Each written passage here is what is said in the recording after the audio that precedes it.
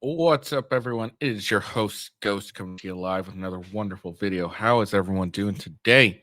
It is the it's December 6th, and today's the fourth GOP debate. So that's what we're gonna watch today. What's we're gonna react to. We got a little bit of time. We got like about 8 minutes before it's time to listen to it. So you're just gonna have to spend some time with me. But how's everyone doing today? I'm doing well myself. I just bought a new chair. I just bought it today. We went to um sorry. We just went to Costco today because my wife needed some things. So we went to Costco. Um we get there and we're walking around looking around because it's been a minute since we've been in Costco. And boom, here's one of these gaming chairs. Oh, dude, I sat in it. I was like, dude, I need to buy this. It was only like $176 or $170, I think it was. Roughly, probably 200 taxes or everything. Anyways, so it's really not that expensive. I sit in it, super goddamn comfy. Like, oh my god, this thing is comfiest. This thing is fucking comfy as hell. So yeah, I fucking bought it.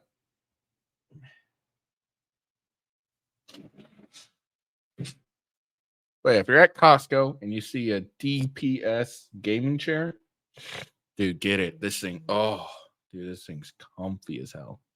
Comfy as fuck. Oh, but like, dude, it's like big enough for me. I can also adjust doing, can lean back, lean up, and all that stuff. So that's nice. Um, it's got great lumbar support, and it's like I said, super comfy. The seat's super wide and everything, so I don't need to like. The office chair I have was like super comfort. So this one's like super comfy. It doesn't have like any leg rest, which is fine. No big deal. Not a requirement. But yeah. So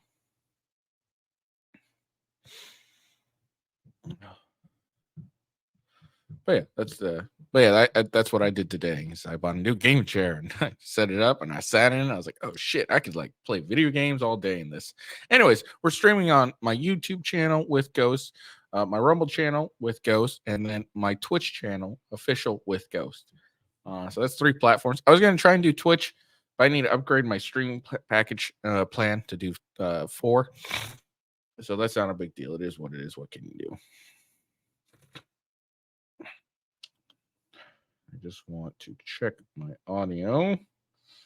See how it's doing. Oh, and then I got a new shirt, Dad, from Grunt Style. I got that today. My birthday is coming up soon. So, yeah. So my wife gave it to me. So it's nice. I like Grunt Style stuff. So it's very comfortable.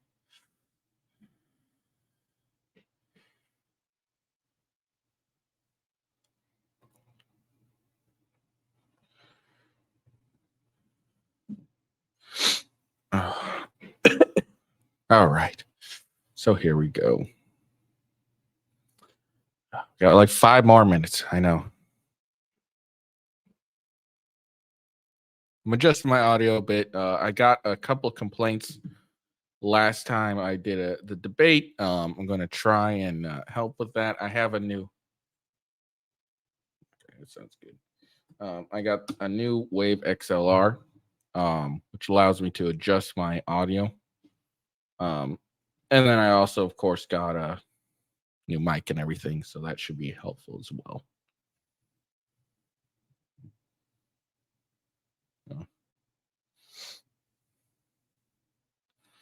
So, how's everyone doing? I know I got some people in the live chat. Hello in Rumble. How y'all doing today? Yeah, like I said, gonna try and do this a little better than my last couple ones. I might still talk over the audio and everything, but at least I got my XLR music mixer to lower my mic and everything so it doesn't blow anyone's ears out. I think that was my main complaint last time. Man, this seat's so goddamn comfy. Oh man, it's so nice and comfy. I'm loving it. Oh, love it.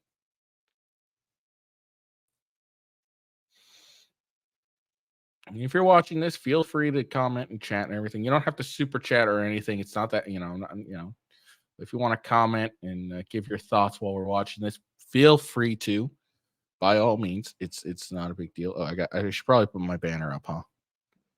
Whether you're watching this on the YouTube or the Twitch or the Rumble, just feel free. Got 2 minutes, 3 minutes, guys. Almost there.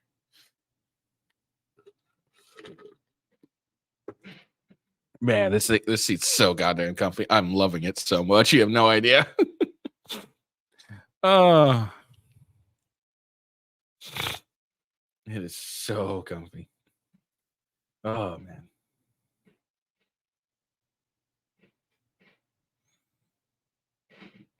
Like I am obsessed with this chair. I could sit in hours and used to like any gaming or streaming. So comfy. It's great. After the debate, I'll take probably like an hour or so break, and then I will be getting back on my gaming channel, and I'll probably continue playing my playthrough of God of War Ragnarok. So be on the lookout for that. Oh, excuse me.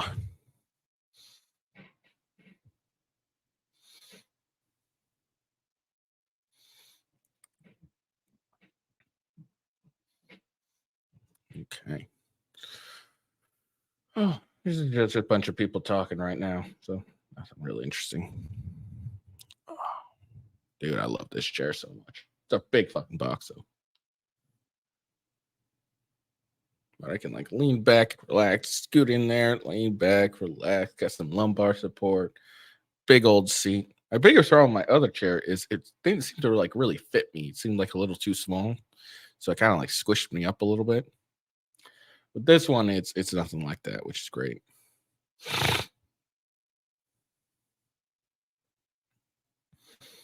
Oh man.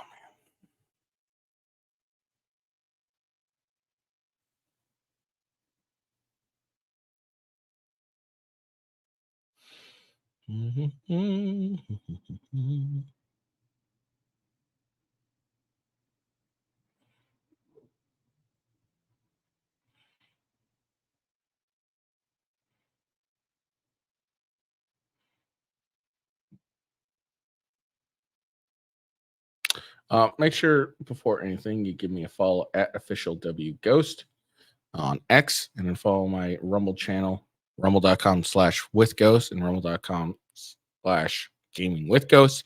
Check out my Twitch, official with Ghost, my Kick, official gaming with Ghost. All right. Looks like we're about to get started here.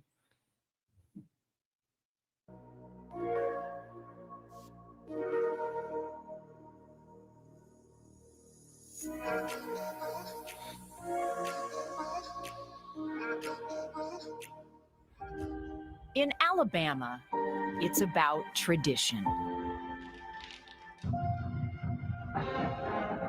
family, faith, and college football. So I got the volume on but on this Rumble night, all the the way final up, showdown and of then, the year moves to a new stage on America's newest cable news network. 40 days before the Iowa caucuses, if you're watching this live, millions of just please votes let me know if the still up audio is for good or anything. grabs. That'd be very important. And 4 candidates are fighting for every last one of them. Who could catch fire and shock the political Knock them world? down quick. 2024 is do or die for us. We're not getting a mulligan on this. No, we're not. I agree, Governor DeSantis. Ron DeSantis. We have to have a new generational leader. Former Ambassador Nikki Haley. You're either pro-American or you're anti-American. That is the choice we face.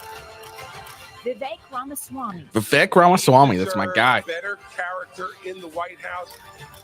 Former Governor Chris Christie. Dude, Chris Christie has really nothing to say News unless he for talks about all Trump and how Americans. bad he is. The lights are on. The field is That's all that set. guy ever talks about. It's game Trump day bad, in Orange Man Alabama. bad. And It's who like, dude, knows what the tide will roll in. roll tide.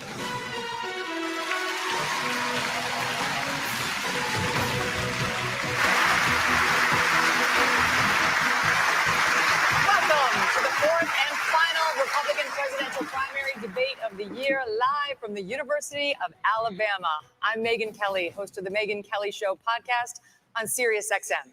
I'm Eliana Johnson with the Washington Free Beacon. And I'm Elizabeth Vargas with News Nation, and we are live on News Nation and the CW.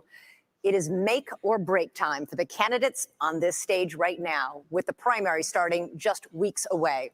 And we have a lot to cover over the next 2 hours. So let's begin with tonight's rules. Candidates will have 90 seconds to answer questions, 60 seconds to give a rebuttal at the moderator's discretion. You will all see the timing lights that will indicate when time is up and it's time to stop talking.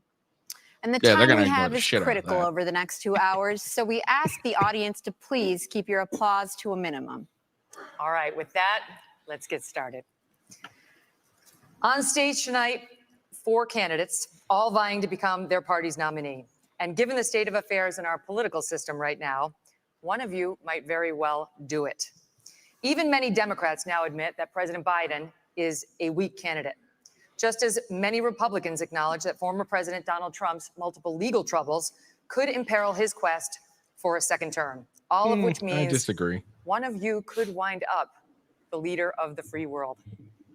Having said that, Mr. Trump is nearly 50 points ahead of all of you in the national he's polls. kicking your asses. 29 points ahead in Iowa, where the GOP caucuses are less than 6 weeks away.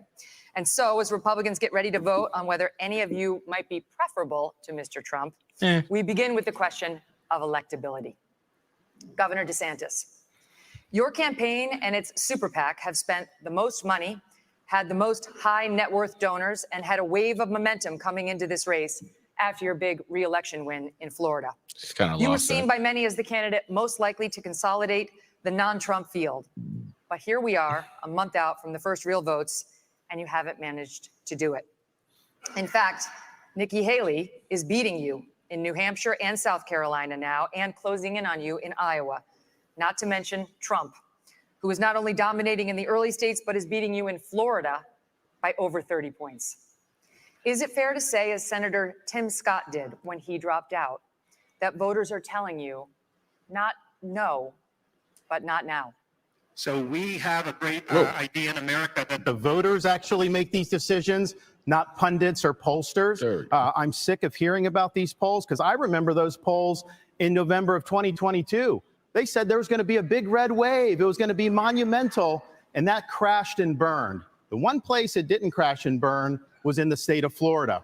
They weren't predicting that I would win the way I did, and I won the greatest Republican victory in the history of the state of Florida.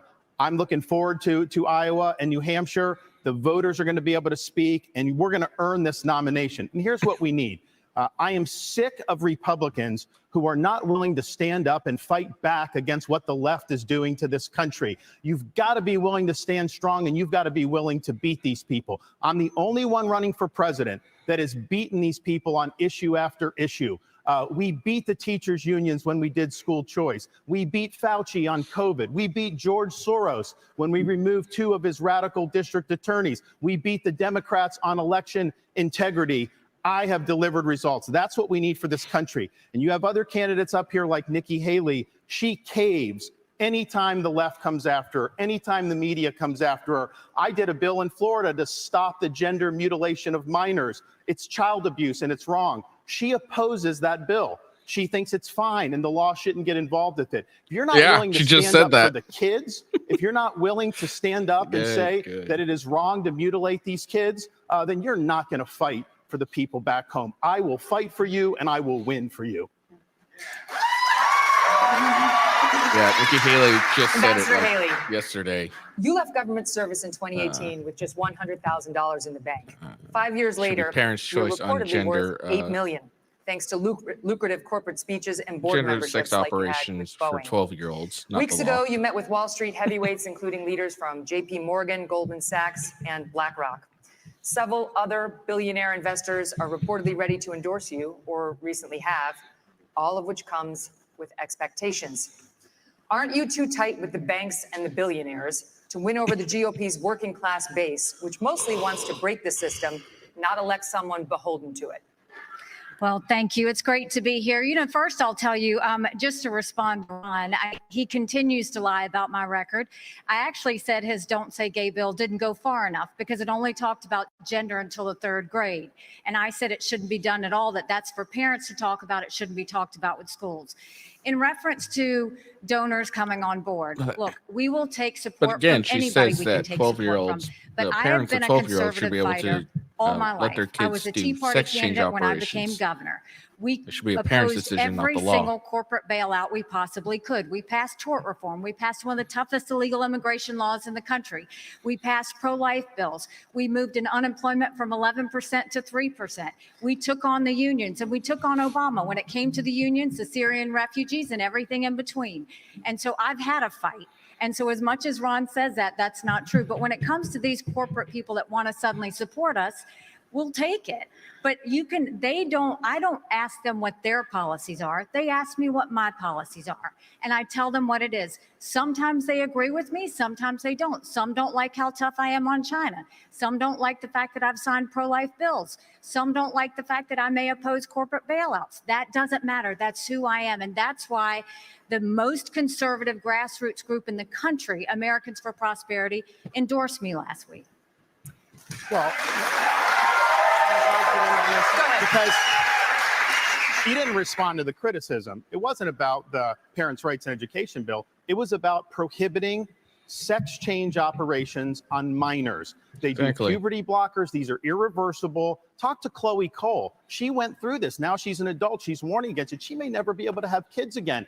That is what Nikki Haley opposed. She said the law shouldn't get involved in that. And I just ask you, if you're somebody that's going to be the president of the United States and you can't stand up against child abuse, how are you going to be able to stand up for anything? That is the truth. We have it on video. Oh, I said that if you have to be 18 to get a tattoo, you should have to be 18 to have anything done to change your gender. The law should stay out of it.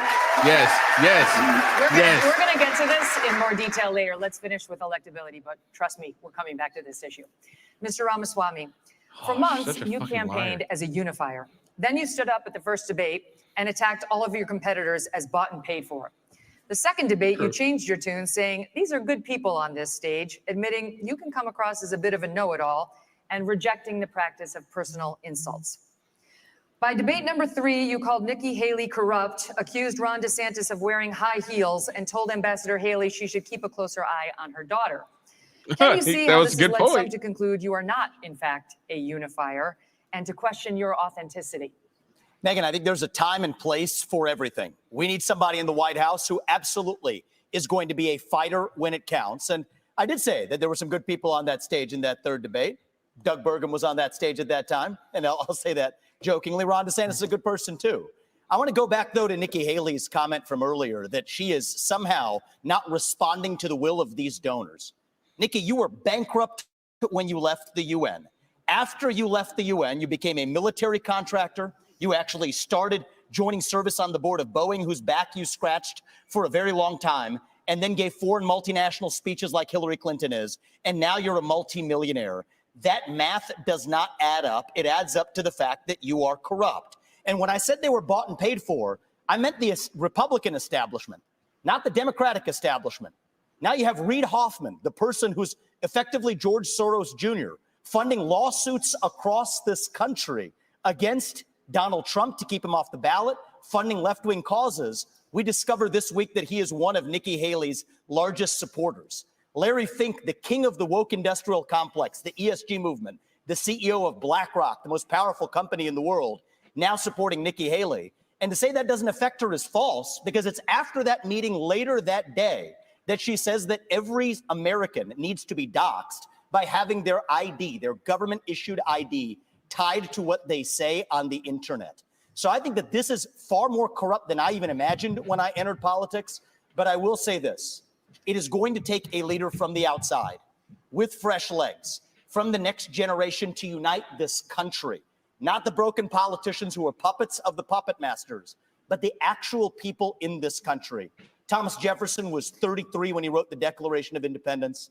I think it's going to take somebody whose best days in life are still ahead to see a country whose best days are ahead of itself. And I think I can reach that next generation better than anybody else in this race. Thank you.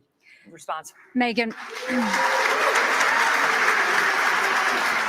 They're going after First of Nikki all, we today. weren't bankrupt when I left the UN. We're people of service. My husband is in the military, and I served our country as UN ambassador and governor. It may be bankrupt to him, but it certainly wasn't bankrupt to us. Secondly, I did serve on the board of Boeing. I did a lot of work with Boeing when I was governor. They were a great partner to me. I served for 10 months. And then when they decided after COVID that they wanted to go for a corporate bailout, I've never supported corporate bailout, so I respectfully stepped back and got off the board. I love Boeing. They build good commercial airplanes. They build airplanes for our Air Force. I am proud of them. They employ a lot of people in South Carolina, but that's why I left the Boeing board. There's nothing to what he's saying. And in terms of these donors that are supporting me, they're just jealous. They wish that they were supporting them, but I'm not going to sit there and deny. Let me get the governor in and then I'll go. So, the governor's and hands. Vivek, Are you he jealous? wrote a book talking about ESG and these woke corporations and BlackRock. The idea that I want to do that in Florida, they were managing our part of our pension. And then when they did the ESG, I took $2 billion away from BlackRock. We took action. This ESG, they call it environment, social governance. And again, Nikki is meeting with all these people. They want to use economic power to impose a left-wing agenda on this country. They want basically to change society without having to go through the constitutional process. We've kneecapped it in the state of Florida. The next president of the United States needs to be able to go to that office on day one and end ESG. And the fact of the matter is, we know from her history, Nikki will cave to those big donors when it counts. And that is not acceptable. I did write that book, Ron, and the irony is Nikki Haley was heaping praise on me when I wrote that book, but now I worry. I was warning about the woke industrial complex in this country as a warning. Apparently, she read it as a how-to manual, just like she reads George Orwell's books as well. And so I think that that's actually far more dangerous than, this is really important for people to understand. We're marching towards fascism under Biden. Jack Smith has subpoenaed every last retweet that someone has issued from Donald Trump in the year 2020. The only person more fascist than the Biden regime now is Nikki Haley, who thinks the government should identify every one of those individuals with an ID. That is not freedom. That is fascism. They're going and she after should come her nowhere today. near the levers of power, let alone the White House. I've got to get to Governor Christie. I haven't forgotten No, about but you, can sir. I just say, Can you speak? I really appreciate How that. you doing, sir? Good to see you. Can you please speak to the requirement that you said that every anonymous internet user needs to out themselves? They're both hitting you on it. I would be happy to, and I love all the attention, fellas. Thank you for that. I like all the attention, fellas. I'll say this. What I said was that social media companies need to show us their algorithms. I also said there are millions of bots on social media right now. They're foreign, they're Chinese, they're Iranian. I will always fight for freedom of speech for Americans. We do not need freedom of speech for Russians and Iranians and Hamas. We need social media companies to go and fight back on all of these bots that are happening. They're not having her shit today. They gotta take her down. As a mom, do I think that social media would be more civil if we went and had people's names next to that? Yes, I do think that, because I think we've got too much cyberbullying. I think we've got child pornography and all of those things.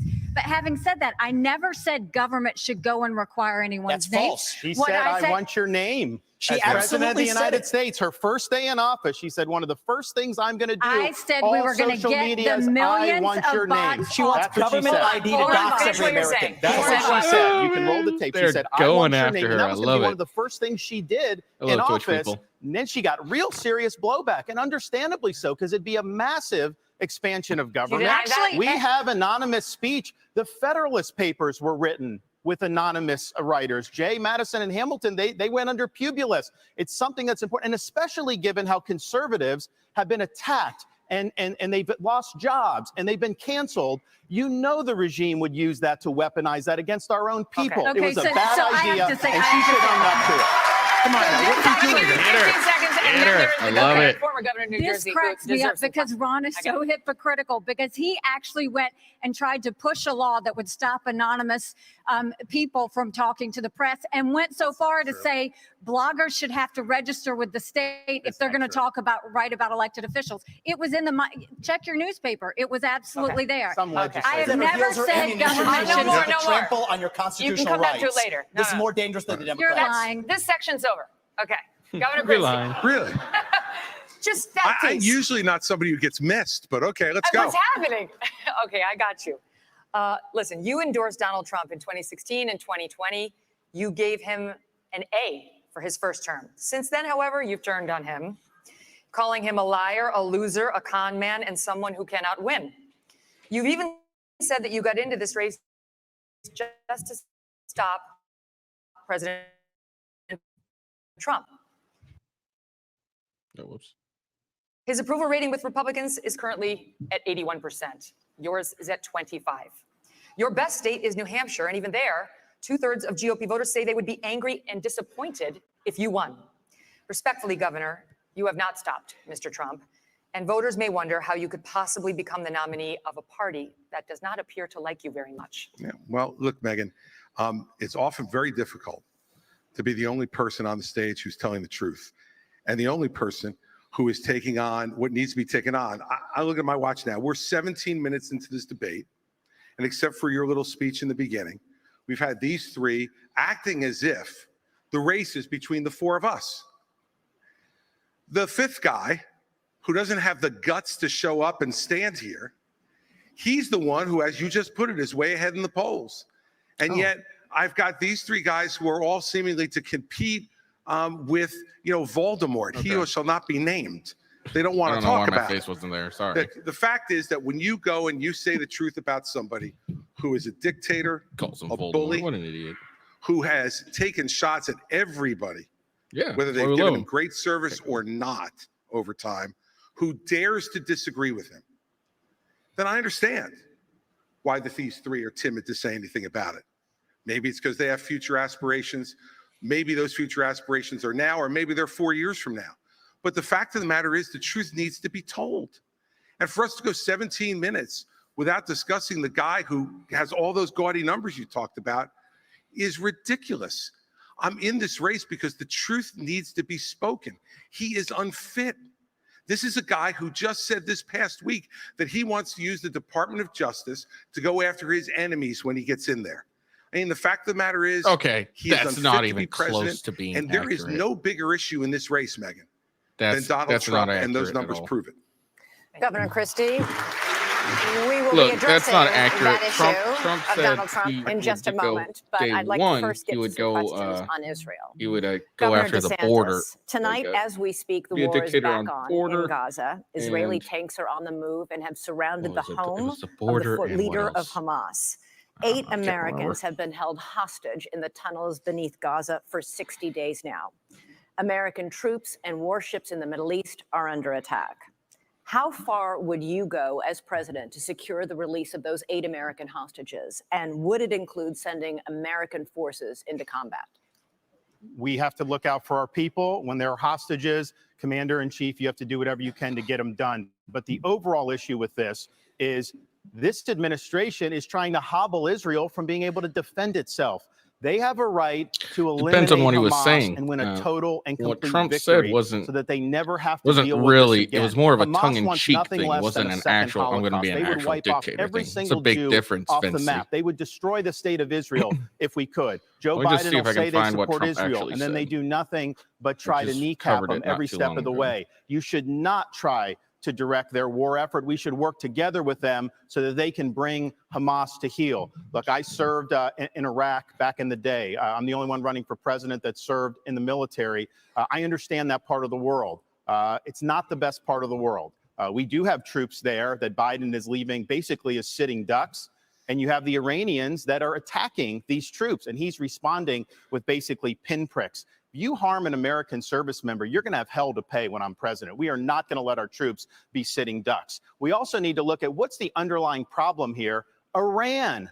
Biden is doing nothing to bring Iran to account. You got to turn the screws on them. Don't let them have any oil revenue. The money they get, go become a dictator on those Fortnite kids, my friend. Go do it. Foment jihad throughout the Middle East. So Biden has empowered Iran just like he's empowered other adversaries. We stand with Israel. They're our best ally in the Middle East. We have a unique relationship with them, and you will see a strong relationship when I'm the president of the United States. But would you send American troops? Elizabeth, look, this is the problem with the first 3 debates. Ron gets asked a question, and he doesn't answer it. Your question was very specific. You said, would you send American troops as commander-in-chief? And he went on to this minute and 30-second hosanna about his knowledge of the military and what we need to do, and didn't answer your question. Look, when you're president of the United States, you're not going to have a choice whether to answer that question or not. Your generals, your Secretary of Defense, your Secretary of State, your National Security Advisor are going to present plans to you. They're going to look at you and say, do we go or don't we, Mr. President? And you can't give a 90-second speech about your military service, as laudable as it is. Would you send American troops in to rescue those hostages? Absolutely. If they had a plan which showed me that we could get them out safely, you're damn right I'd send the American Army in there to get our people home and get them home now. And I'll answer that question directly. Thank you, Governor Christie. Mr. Ramaswamy, you have said it was irresponsible for Ambassador Haley to call Hamas's terrorist rampage an attack on America and for her to, quote, rabidly shout, finish them, end quote. The Hamas terror attack left dozens of Americans dead and was the deadliest attack on Jews since the Holocaust. So yeah, the Trump's dictator comment, it wasn't an actual dictator comment. He said it in vague in a discussion that included Iran, which is what I objected to. He would and I say, think it's, as U.S. I president, would be a dictator for one day, and he would close the border and drill. That would be his dictatorship. It was subhuman. It was immoral. Just close the border. And we have to call that out for what it is on October 7th. A tongue-in-cheek, but to say that that was an attack on America fails a basic test. I mean, Nick, if you can't tell the difference between where Israel is and the U.S. is on a map, I can have my 3-year-old son show you the difference. I love that. That is irresponsible because it has major consequences, because that doesn't leave room for what actually is an attack on America. So I believe I have the strongest pro-Israel position actually on the stage, even though it's a little bit different than the standard GOP talking points. And it is this. The founding vision of Israel, David Ben-Gurion, the George Washington figure of Israel, what did he believe? He believed that we don't want, as Israel, to depend on the fleeting sympathies of the West and have our hands tied. I think Israel has an absolute right to defend itself to the fullest, without the U.S., the UN, or the EU, or anybody else second-guessing their decisions, as the Biden administration, guess what, is now starting to do. I think that's a more deeply pro-Israel position than anybody else, and it keeps the actual lines of accountability clear, because it is a pro-American position. And as leader of the United States of America, just as a father of 2 sons, my sole moral duty is to my family. As your next president, my sole moral duty is to you, the people of this country. That's how I'm going to lead. So I'll tell Bibi, you smoke the terrorists on your southern border, you go ahead and we're rooting for you. We're going to smoke the terrorists on our own southern border, and that's how I'm going to lead this country. But Americans were killed in that attack. Americans were killed in that attack. And so if you looked at this terrorist attack and the number of Americans, this would be one of the top 10 terrorist attacks in American history. So our own people were killed in that attack. And I think it's absolutely appropriate to point that out and to say that we're in this together, and we are going to work with Israel so that these people are brought to justice. I agree with that. Ambassador Haley, I'm coming to you. Iran is on the threshold of becoming a nuclear state. The Wall Street Journal reported that Iranian military leaders gave the green light for Hamas's attack on Israel. You said in last month's debate that, by contrast to the Biden administration's approach to Iran, you would, quote, punch them once and punch them hard. Were you saying that it's time to bomb Iran? No, I was not saying it's time to bomb Iran, but I will tell you, I dealt with Iran every day when I was at the United Nations, and they only respond to strength. What they don't respond to is when you weaken the sanctions like they did on Iran that allowed China to send them billions to fill their proxies. What they don't respond to is when you give $6 billion for 5 hostages. That only makes them want more hostages. What they don't respond to is when they do 140 strikes on our men and women in Syria and Iraq, and we do nothing but just some small shots back. You've got to punch them. You've got to punch them hard and let them know that. That's the only way they're going to respond. So the way you do that is you go after their infrastructure in Syria and Iraq where they're hitting our soldiers. That's what you do. And then that's when they'll back off. The problem is you have to see that all of these are related. If you look at the fact Russia was losing that war with Ukraine. Putin had hit rock bottom. They had raised the draft age to 65. He was getting drones and missiles, drones from Iran, missiles from North Korea. And so what happened? When he hit rock bottom, all of a sudden, his other friend, Iran, Hamas goes and invades Israel and butchers those people on Putin's birthday. There is no one happier right now than Putin because all of the attention America had on Ukraine suddenly went to Israel. And that's what they were hoping is going to happen. We need to make sure that we have full clarity that there is a reason, again, that Taiwanese want to help Ukrainians because they know if Ukraine wins, China won't invade Taiwan. There's a reason the Ukrainians want to help Israelis because they know that if Iran wins, Russia wins. These are all connected. But what wins all of that is a strong America, not a weak America. And that's what Joe Biden's given us. I want to say one thing about the tie to Ukraine, if I may. So foreign policy experience is not the same as foreign policy wisdom. I want everybody at home to note that I was the first person to say we need a reasonable peace deal in Ukraine. Now a lot of the neocons are quietly coming along to that position, with the exceptions of Nikki Haley and Joe Biden, who still support this, what I believe is pointless war in Ukraine. And I think those with foreign policy experience, one thing that Joe Biden and Nikki Haley have in common is that neither of them could even state for you 3 provinces in eastern Ukraine that they want to send our troops to actually fight for. Look at that. This is what I want people to understand. These people have, I mean, she has no idea what the hell the names of those provinces are, but she wants to send our sons and daughters and our troops and our military equipment to go fight it. So reject this myth that they've been selling you, that somebody had a cup of coffee stint at the UN and then makes $8 million after, has real foreign policy experience. It takes an outsider to see this through. Look at the blank expression. She doesn't know the names of the provinces that she wants to actually fight for. And there's a puppet. So many fucking simps there. The donors right there that are playing about the puppet. Okay, hold on. Let me just say something here. You know, his reasonable peace deal in Ukraine, he made it clear. Give them all the land they've already stolen.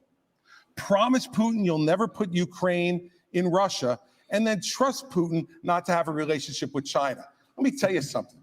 That's no reasonable. That's not my deal. That's not my deal. Yes, it's exactly what you said. You do this at every debate. I'll tell you exactly what no, don't interrupt me. I didn't interrupt you. Yeah, you did. You say this. You do this. You do this at every debate. You go out on the stump and you say something. All of us see it on video. We confront you on the debate stage. You say you didn't say it, and then you back away. And I want to say, Haley just did the same thing. He didn't say anything about her. Well, this is now look. This is nonsense. This man is spewing. This man is spewing nonsense. Let me tell you something. This is the fourth debate. The fourth debate that you would be voted in the first 20 minutes as the most obnoxious blowhard in America. So shut up for a little while. I'm going to respond. I love Vivek Ramaswamy. I love him. We're going to let you respond. I'll take that. I want to say something else. We're now 25 minutes into this debate, and he has insulted Nikki Haley's basic intelligence. Yeah. Not her positions, her basic intelligence. She doesn't know regions. She wouldn't be able to find something on a map that his 3-year-old could find. Look, if you want to disagree on issues, that's fine. And Nikki and I disagree on some issues. But I'll tell you this, I've known her for 12 years, which is longer than he's even started to vote in the Republican primary. And while we disagree about some issues and we disagree about who should be president of the United States, what we don't disagree on is this is a smart, accomplished woman. You should stop insulting her. So I'm going to take this. No, she's not that smart. So first of all, I think we just learned something from Chris Christie. We learned 3 things. We learned 3 things right there. First of all, Chris Christie also doesn't know what provinces in eastern Ukraine he actually wants us to fight for. Chris, your version of foreign policy experience was closing a bridge from New Jersey to New York. Yeah. So do everybody a favor, just walk yourself off that stage, enjoy a nice meal, and get the hell out of this race. When it comes to Nikki, Chrissy's in the far back. Your sons and daughters to go die in somebody else's war. Hold on. Excuse me, Chris, I'm speaking, and I'm not done yet. I haven't heard the time when you aren't and we're going to be speaking. done. So listen up to this. Is if these people want to send your sons and daughters to go die in Ukraine, they've been arguing for it for a year. $200 billion of our taxpayer money sent over. Neither of them could even name for you the provinces that they actually want to protect. And this is the people who have been touting their so-called foreign policy experience. It is intellectual fraud. These people are lying to you, the same people who told you about weapons and mass destruction in Iraq to justify that invasion, didn't know the first thing about it, yet they sent thousands of our sons and daughters to go die. The same people who told you the same in Afghanistan, where the Taliban is still in charge 20 years later. $7 trillion of our national debt true. due to these Right, toxic man. I don't think I like Ron lipstick DeSantis. on Don't get me wrong, but yeah, I bet Ron's like, dude, don't look at me. I don't know the problem. You got to see that today. Thank you, It's Mr. Dick Cheney all Ramaswamy. over again in this party. Thank you, Mr. Ramaswamy. 15 seconds. Name the provinces. Neither of you could even name the first thing about Eastern Donetsk, Russia. Luhansk, and Crimea. Let me just. It's actually Crimea is the wrong All right, answer. all right. The floor is Christie's. All right. Let me just say this. You know, this is the kind of thing. Chris Christie where is he so talks about far experience. behind the polls. He's just You know, got to try I was the and get US attorney something in New Jersey. He's got to be memorable when the somehow. terrorist So he's attacks white knighting for Nikki were Haley. launched against the United States in 2001. I brought the first two cases in this country against terrorists who tried to attack us again. And I know about the threat of terrorism and bullying in this country and around the world. And at that time, he was learning about the provinces in Ukraine, sitting with his smart-ass mouth at Harvard. That's what was going on. And so the fact of the matter is, and back then he was a Democrat. So, you know, the fact is that all he knows how to do. You're busy hugging all Barack he knows Obama how getting to him do. Thank you. All he knows how to do is insult good people who have committed their lives to public service and not say anything that moves the ball down the field for the United States. All right, thank you, Governor Christie. All right, what we are are Chris going to take Christie's a quick policies? break, He doesn't have any cool things policies. down a little bit. When we come back, we're going to tackle issues on the southern border. We'll be back in a few minutes. Very important. All right, so there we go. The very heated exchange. Look, this is the last debate, so they really got to try and get everything they can in, or else they're kind of fucked. I mean, look, there's a reason Chris Christie is bottom of the polls every single time. All right, he really doesn't have nothing. Now, real quickly. Remember how Nikki Haley said, oh, I wasn't, I never said anything about should this. Be verified. When I get into office, the whole social first media, the whole social media thing, saying, oh, I didn't say that. Sorry, I didn't say that. Well, let's check this out. Let's see what she actually said. When I get into office, the first thing we have to do, social media accounts, social media companies, they have to show America their algorithms. Let us see why they're pushing what they're pushing. The second thing is every person on social media should be verified by their name. That's, first of all, it's a national security threat. When you do that, all of a sudden people have to stand by what they say, and it gets rid of the Russian bots, the Iranian bots, and the Chinese bots. And then you're going. So there we go. She said, yes, everyone's going to need to be verified by name. No more anonymity. So there we go. Let's see. Oh, FYI, breaking news. Joe Biden has raised the possibility of American troops fighting Russian troops. So there's that. Let's see. Just trying to figure out when did I do the Nikki Haley thing.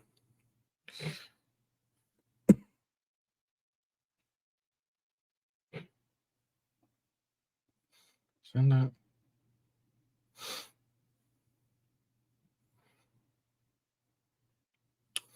I remember watching the video. I apparently don't remember which episode I did it. But yeah, she did totally just lie about, oh, I wasn't talking. I didn't want to have sex changes for kids and stuff. Yes, she did.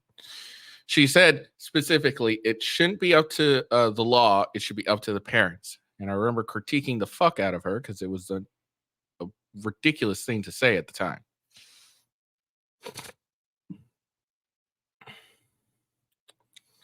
Just a commercial break. Not a big deal, people.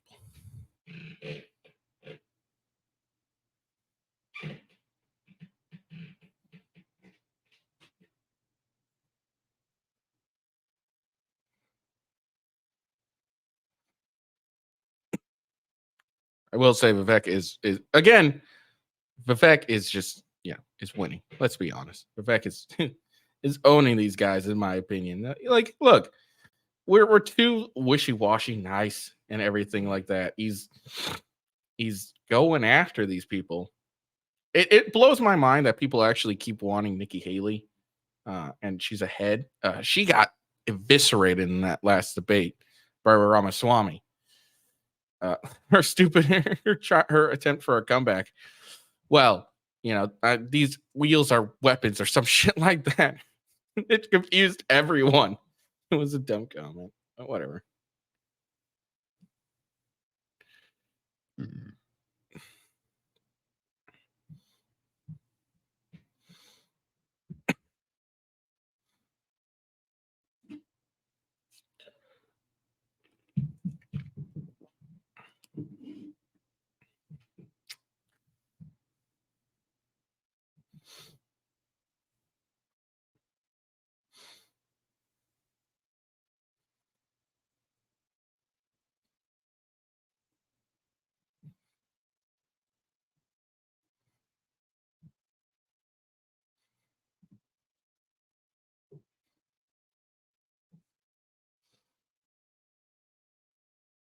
I mean, Vivek's making a pretty decent point. If you can't name the province of the country that you want to defend, why are you sending our troops over there? I think we're glossing over that a very valid point there.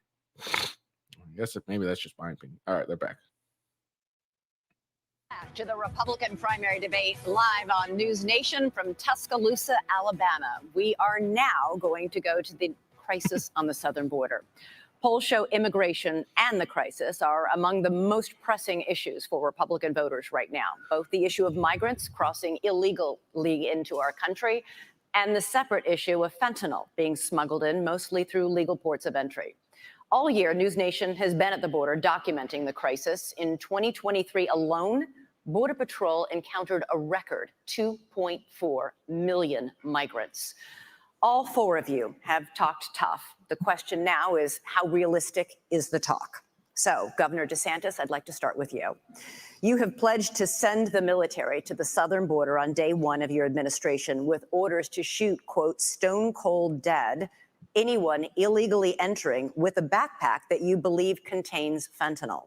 Critics have called this a shoot first, ask questions later policy that would amount to extrajudicial killing. You are a former military lawyer. Why do you think this idea of yours would be legal? The drug cartels are invading our country and they are killing our citizens by the tens of thousands every year. We had a situation in Florida. There was an 18-month-old baby that was crawling on the floor of an Airbnb rental. There was fentanyl residue on the carpet and the baby died. Is this acceptable in this country? I know the elites in DC, they don't care. They don't care that fentanyl is ravaging your community. They don't care that illegal aliens are ravaging our community and overwhelming our community. The commander-in-chief not only has a right, you have a responsibility to fight back against these people. And does that mean shooting first? It means you're gonna categorize them as foreign terrorist organizations, and we will identify just like we would anywhere. When I was in Iraq, the Al-Qaeda wasn't wearing a uniform. You'd see anyone walking down the street, they all had man dresses on. You didn't know if someone had a bomb, an IED attached or not. And so you had to make a judgment based on intelligence, based on positive identification. But we're going to be able to get the intelligence on these cartel people. And here's the thing. If we had a wall across the southern border, which I support, this would not have happened. We need to build a wall across the southern border. I'll get it done, and Mexico is supposed to pay for it. Remember, here's how you do that. I am going to have fees on remittances from foreign workers when they send the money back to foreign countries. We're going to tax it, and we're going to build a wall with that. So yes, you should have had that, but we don't have it. I'm going to build it, but we have to lean in on this problem. I am not going to sit there and allow mothers to lose more kids because of fentanyl overdose. I am not going to sit there and let sex trafficking go unabated or human trafficking go unabated. There's going to be a new sheriff in town, and these drug cartels better buckle up. Thank you. Ambassador Haley, you have pledged to catch and deport all migrants who are here in this country illegally. But then you said in Londonderry, New Hampshire last month that you will not deport those who are working and paying taxes rather than feeding off the system. Which is it? So first of all, what I said is all of the 7 or 8 million illegals that have come under Biden's watch What would be a more absolutely fun have to drug? go back. We have to stop the incentive of what's Fancy. bringing them over here in the That's first what it says. place. What if the Biden just gave temporary protective status to 500,000 Venezuelans. what's a That's more a fun half drug? a million Drug, social Fancy. security cards. That's a half a million Benson. driver's licenses. And I know from We'll my just start time at calling the V. United Nations, the first thing they do is pick up the phone and said, we came over, come on over. And that's what sends more. You have to go and deport these people so they know it can't happen again. For those that have been here longer than that, we've got to start seeing who is it, how long have they been here, have they been vetted, have they paid taxes, have they been working, and figure out who else is out there. But what I know is my parents came here legally. They put in the time, they put in the price. They are offended by those that are coming illegally. We can't let them skip the line. But when you talk about fentanyl like you did before, let's look at something else. Yes, I think we should send special operations over and take out the cartels. I think we should do a remain in Mexico policy so they never step foot in U.S. soil in the first place. But look at where fentanyl came from. Let's go to the heart of the matter. It came from China. That's why we need to end all normal trade relations with China until they stop murdering Americans with fentanyl. I promise you, they need our economy. They will immediately stop that. But this is where Trump went wrong. Trump was good on trade. But that's all he was with China, because here he allowed fentanyl to continue to come over. He continued to allow them to he would give them technology that would build up their military and hurt us.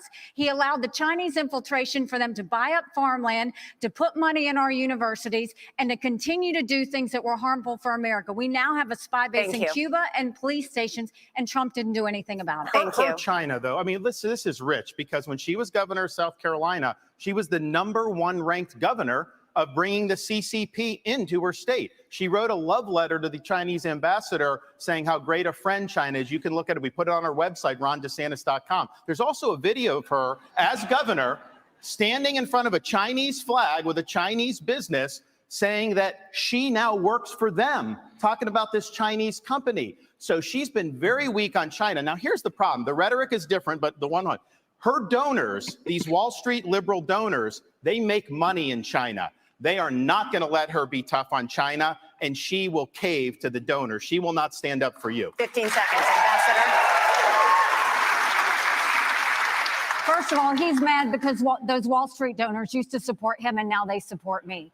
The second thing is he has a company, a Chinese company, UGAS, that he just did a rally there last year. They have given you $340,000 in campaign donations between them and their employees. They are tied to the Communist Chinese Party. Jinko Solar is another one. They went and expanded. You gave $2 million in subsidies. I banned China from buying land in the state of Florida. The Department of Homeland I ejected the Confucius Institute. Nikki Haley brought Confucius Institutes to the universities in South Carolina. That is not true. I ejected them. So I have a record of standing up and do what's right. And here's the thing. You have a record of lying. She's trying to say things like that.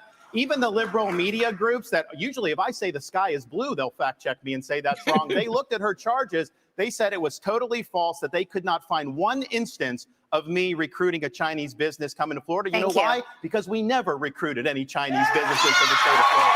Thank you. Thank you. Mr. Ramaswamy, over the past year, fentanyl has killed more than 75,000 Americans, 1,000 of them right here in Alabama. You have vowed to use the military to, quote, annihilate drug labs inside Mexico, something the president of Mexico said would be a hostile act. But fentanyl can easily be made anywhere, and labs that are shut down can easily and quickly be replaced. Are your tough enforcement policies offering false hope to a country racked by addiction? To the contrary, I don't think it's going to have to come to that if we deal with the actual demand side problem that we also have in this country. I mean, the easy part is talking about how we're going to use our military to secure the border. I will, and I believe that everybody else wants to do the same thing. But the harder part is dealing with the crisis of purpose and meaning, the mental health epidemic raging across this country like wildfire. And there's a reason why after the opioid crisis, you see fentanyl. And even after we get fentanyl, and we are going to be sure to make sure we do it, this one is worse for many reasons. They're illegally lacing it into pharmaceuticals, so it's more dangerous. But we're deluding ourselves. The real false promise here is thinking that we're going to have dealt with that underlying mental health epidemic in this country by just dealing with the demand side of it. But I want to get back to this issue of the root cause, because a lot of these are coming from labs in Wuhan, China, of all places, drug materials that are going to the Mexican drug cartels that they're pumping across that southern border like a modern opium war. I think it is going to take a U.S. president that's going to have a very different conversation with Xi Jinping than what Joe Biden just had in California. I will tell Xi Jinping, you will not only not buy land in this country or donate to universities in this country, U.S. businesses won't expand into the Chinese market until they're playing by the same set of rules. And the same country that's putting fentanyl into illegal pharmaceuticals in Mexico, it's no coincidence, is the exact same country that also unleashed hell on the world with the COVID-19 pandemic. We also have to hold them accountable with every financial lever that we have available. That is what it actually means to stand with a spine. And you mark my words, if we're willing to stand with the spine, China will absolutely have to fold because they're in a tougher spot than we are. And then we're back to playing by the same set of rules. Thank you, Mr. Ramaswamy. Thank you. Let's talk about the economy. Ambassador Haley. Did they not even Homeownership ask has always been Chris part of Christie, the or did I American miss dream, that? but it's increasingly out of reach for younger Americans. This year, mortgage rates reached 30-year highs. Home prices have risen $190,000 over the past decade. Is this the free market at work? Or should the federal government do something to make homes more affordable? Well, first of all, I mean, you're exactly right. My daughter just got married, and I saw how hard it was for her and her husband to buy a home. Right now, the average homeowner in America is 49 years old. You've got young people everywhere. That used to be the American dream, and now it's out of reach.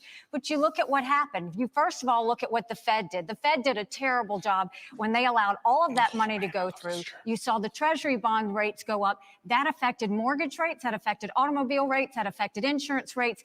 And so now we have a high interest rate. You've got a supply issue. Ask any builder. The supply issues have continued to be there. That's caused the rate to go up. And then you've got insurances that have gone up. And so what you have is a lot of younger people who, one, can't afford a home, but two, the banks aren't lending them any money. They've made the regulations so hard that they don't want to give loans on mortgages anymore. So what we have to do is we have to open it up. We have to, one, grow our economy so that people have more money in their pockets.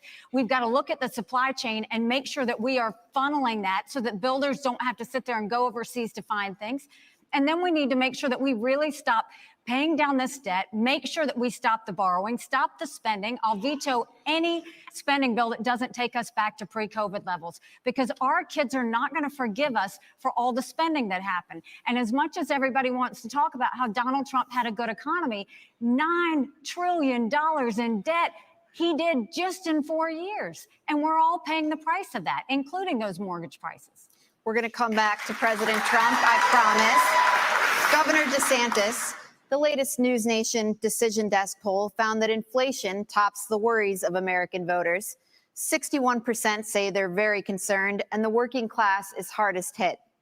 Economists say this was fueled by a glut of federal spending. The Biden administration has added $6 trillion to the national debt so far, but President Trump wasn't exactly a penny pincher. His administration added $7.8 trillion. Do Republicans, including President Trump, share the blame for inflation? And what concrete steps would a President DeSantis take to help Americans make ends meet? The borrowing, printing, and spending of money was both parties in Washington, D.C. That's just a fact. These Republicans in Washington have spent. It's driven your prices higher, and it's driven your interest rates to the point where you can't afford. I met a young fella in Iowa. He had graduated college a couple years ago, and he's like, Governor, I don't have a chance. I'm gainfully employed. He's like, I have no chance to afford a home and start a family. That is taking the American dream away from people. So we're going to get the inflation down. We're going to get the interest rates down. We are going to reduce spending, and I will be willing to veto, and I vetoed a lot as governor of Florida, and we'll do that. We're also going to open up all of our domestic energy for production. Lower your gas prices, lower the price of fuel. Drill, baby, that's drill. help the economy. It also help jobs, and we'll do it. But, you know, another thing that's burdening young people are these student loans. Now, I don't support having a truck driver having to pay a student loan for someone that got a degree in gender studies. That is wrong. We should not have taxpayers do that. What I'm going to do, though, is I'm going to get to the root cause of the problem. These student loans are going to be backed by the universities because they need to have an incentive to produce gainful employment for people. They should not be indulging in ideological studies. They should be focusing on things that work. And we're going to take some of this money and we're going to move it to actual vocational training. In Florida, we doubled apprenticeships. We have more truck drivers. These are in-demand skills. Don't let anybody tell you that the only way you can be successful is through a 4-year brick and ivy degree. That's one way you can be. It's not the only way. And we're going to fix that problem in the United States of America. Mr. Ramaswamy, you praised cryptocurrency like Bitcoin as an opt-out from our, quote, broken financial architecture, and you oppose efforts to regulate it. The head of the largest international crypto exchange just pleaded guilty to allowing his platform to launder money for terrorists, including Hamas. You say your cryptocurrency plan will, quote, ensure economic freedom for Americans, end quote. Won't it also ensure economic freedom for fraudsters, criminals, and terrorists? Look, fraudsters, criminals, and terrorists have been defrauding people for a long time. Our regulations need to catch up with the current moment. The fact that SBF was able to do what he did at FTX shows that whatever they have as the current framework isn't working. And I think it is nothing short of embarrassing that Gary Gensler, the current leader of the SEC, in front of Congress, could not even say whether Ethereum counted as a regulated security or not. And so I think that this is just another example of the administrative state gone too far. Here's the dirty little secret in American politics today. The people who we elect to run the government are not the ones who are even actually that are writing regulations that Congress never gave them the authority to write. And the good news is a U.S. president can absolutely fix that. That takes a U.S. president with a spine. So what I've said is in my administration, by the end of year one, we will have a 75% reduction in the number of federal bureaucrats. We will shut down government agencies that should not exist. We will rescind any regulation that fails the test of West Virginia versus EPA, which is the most important Supreme Court case of our lifetime, that said if Congress didn't delegate that to an administrative agency, then it's unconstitutional. These are seismic changes. These are big changes that the next president can deliver without asking Congress for permission or for forgiveness. And I want people to understand that distinction, because people have been sold myths by politicians for a long time saying, I'm going to work with Congress to do this or that. Much of what you've heard on the stage from the other politicians fit that description. They need Congress. The things that I'm promising you, this is what the leader of the executive branch gets to do under Article 2 of the Constitution. Thank you, sir. Cut down the bureaucracy. That's how we grow our economy and put the Federal Reserve in its place. This is part of the crypto discussion. No. 90% Mr. headcount reduction at the Fed. You're out of time. 15 seconds, Governor DeSantis. So one of the dangers that we're about the time. I just love that. Is a central bank digital currency. They want to get rid of cash, crypto. They want to force you to do that. They'll take away your privacy. They will absolutely regulate your purchases. On day one as president, we take the idea of central bank digital currency and we throw it in the trash can. It'll be dead on arrival. I agree with that. Gotta get a break. Gotta get a break. I have a whole second hour to get to. It's exciting. And when we come back, we got a big subject. Huge, you might even say, Donald Trump. Stay tuned. I just love the fact that Chris Christie isn't really being asked any questions. They got nothing. Like he's got no. Like, look, he gets avoided so much. Like he doesn't really say much. He didn't say much in the third GOP debate. I don't remember he saying much in the second one either. So it's just really funny to me, is all.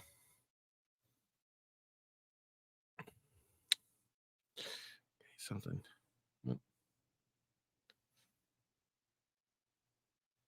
Here's something.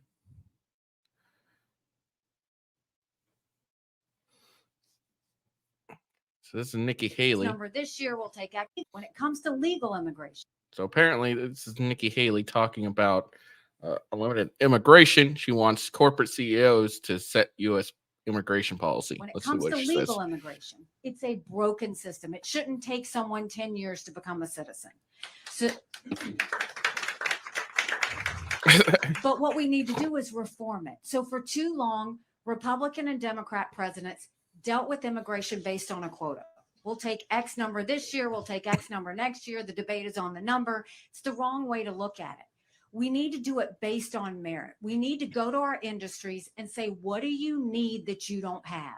So think agriculture, think tourism, think tech. We want the talent that's going to make us better. Then you bring people in that can fill those needs. When it comes to legal immigration. Oops, sorry.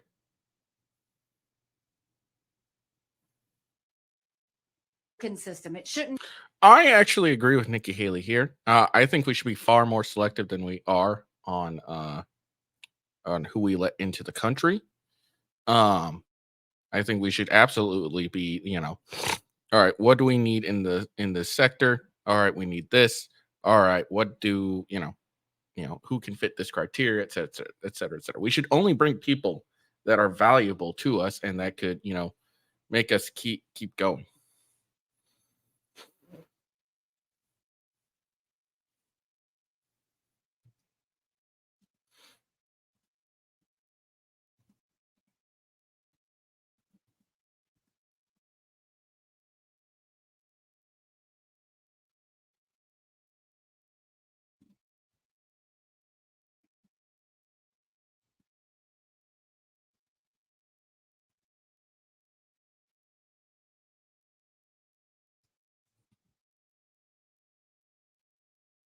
But sorry.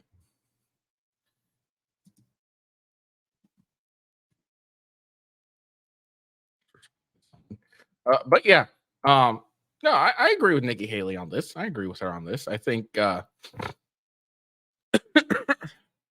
think we should be far more selective of who we let into the country than we are. I think we should, be able to select, yes, we want this person. No, we want this person.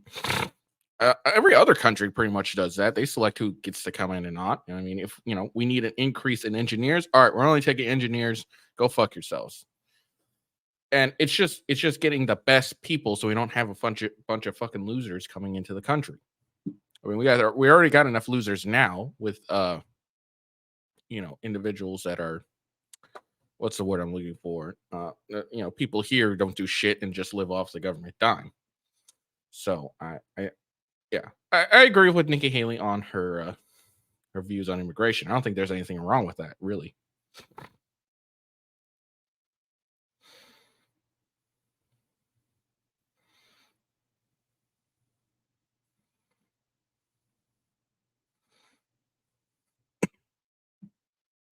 Goku in? Yeah, definitely. Goku. I'd like Goku. Vegeta. Vegeta, definitely. Piccolo. Piccolo, DBZ. After he trained Gohan and gained a heart. I don't need a demon to be fucking with us at the moment. Let's see who else. I wouldn't want Beerus to come in because he might, get angry at what he sees and destroys the planet. And I kind of like living. Oh, here we go. We're back. Welcome back, everyone. So you've all spent a lot of time criticizing each other on this stage, as Governor Christie pointed out, and less so for most of you on the front runner. Governor Christie, who hasn't said shit, really. We invited him to come tonight, as you know, but he declined to come. Yes, because he doesn't need to. About him now. Ambassador Haley, former President Trump recently promised, if he's reelected, to bring back and expand his program restricting immigration from Muslim countries. Here he is in Iowa on October 16th.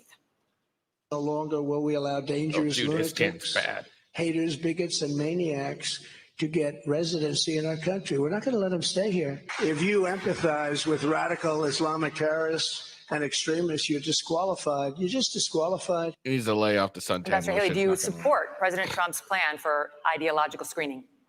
Well, I don't think that you have a straight up Muslim ban as much as you look at the countries that have terrorist activity that want to hurt Americans. You can ban those people from those countries. That's the way we should look at it, is which countries are a threat to us. You look at what came across the southern border. What worries me the most are those that came from Iran, from Yemen, from Lebanon, those areas where they say death to America. That's where you want to be careful. It's not about a religion. It's about a fact that certain countries are dangerous and are threats to us. A president has one job, and that's to keep Americans safe. And that's what we've got to do, is make sure that we have good national security in that process. And that's the way you should look at it, is where the terrorist threats are, how we're going to deal with it, and what we're doing about it. And the biggest threat we have right now is communist China. But you have to also look at what Iran and Russia are doing as well. And we need to be paying attention to that. That's why we have to focus on things like cyber, on space, on artificial intelligence, and not just the regular things that we've always focused on. It's not just terrorism, though. That's important. But look what's happened in Europe. You have more anti-Semitism in Germany than at any time since Adolf Hitler. Why? Because they imported mass numbers of people who reject their culture. Europe is committing suicide with the mass migration, and it's illegal and legal. Nikki Haley said the other day there should be no limits on legal immigration, and that corporate CEOs should set the policy on that. There needs to be limits on immigration, and we should not be importing people from cultures that are hostile. So, for example, I said with the Gaza, you had some of the squad wanted to import 300,000 people from the Gaza Strip. I said, no, we're not taking anyone from Gaza because of the anti-Semitism and because they reject American culture. So we've got to get smart about this. We cannot let the United States be like Europe. So there's an overhanging fruit here, if I may just hit this point, because it relates to what they just said. There are things that the government can do right now that nobody's talking about amongst the professional politicians in this race. What about all of the illegals who are already here? Here's the answer. There's 287G in the law. That is a provision that already allows ICE agents to deputize or allow local law enforcement to enforce those ICE warrants. And it shocks me that nobody in the Republican Party is talking about it, because there are 1 million then officials, law enforcement officials in this country. Texas is doing. And against that backdrop, we absolutely have the ability to deport anybody who's in this country illegally. Thank you, we need to be talking about it more in this country. Thank you. Governor Christie. Actually did that as governor of South Carolina. Governor Christie asked last night in Iowa whether he would be a dictator if he wins a second term in office. Donald Trump quipped, no, quote, except for day one, promising to seal the southern border. He has also pledged to begin the largest deportation operation in American history, saying that migrants are, quote, poisoning the blood of our country. He has pledged to round up and expel an estimated 11 million undocumented immigrants in the United States. What do you make of that plan? I think it's completely predictable. I mean, look, he's made it very clear. There's no mystery to what he wants to do. He started off his campaign by saying, I am your retribution. 8 years ago, he said, I am your voice. This is an angry, bitter man who now wants to be back as president because he wants to exact retribution on anyone who has disagreed with him, anyone who has tried to hold him to account for his own conduct. And every one of these policies that he's talking about are about pursuing a plan of retribution. And yet, at the first debate, the border. My three colleagues on this stage, when asked if he would be convicted of federal felonies, would they still support him, raise their hand, looked into the camera, and let everybody know that they would still support him, even if convicted of federal felonies. Federal felonies, by the way. Federal felonies which involve our election process, federal felonies which involve the most sensitive of our governmental secrets, federal felonies where he instructed others to commit crimes, folks who are now agreeing to go to jail because of what they did in his name. So do I think he was kidding when he said he was a dictator? All you have to do is look at the history. And that's why failing to speak out against him, making all he has is to talk about pretending Trump. That somehow he's a victim, empowers him. You want to know why those poll numbers are where they are? Because folks like these three guys on the stage make it seem like his conduct is acceptable. Let me make it clear. A president is allowed to talk about an election he did not agree with. His conduct is just unacceptable. Like everyone He's else. Unfit, and be careful of what you're going to get. If you ever got another Donald Trump term, he's letting you know, I am your retribution. He will only be, Elizabeth, he will only be his own retribution. He doesn't care for the American people. It's Donald Trump first. Thank you, Governor Christie. Governor DeSantis. Of course he's angry. He's being attacked by the current Governor government. DeSantis. Donald Trump would be older on day one of his second presidency than Joe Biden was on day one of his first.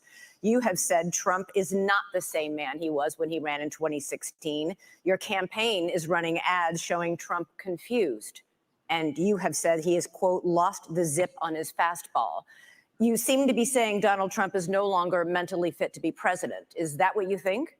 Look, he is showing father time is undefeated. The idea that we're going to put someone up there that's almost 80 and there's going to be no effects from that, we all know that that's not true.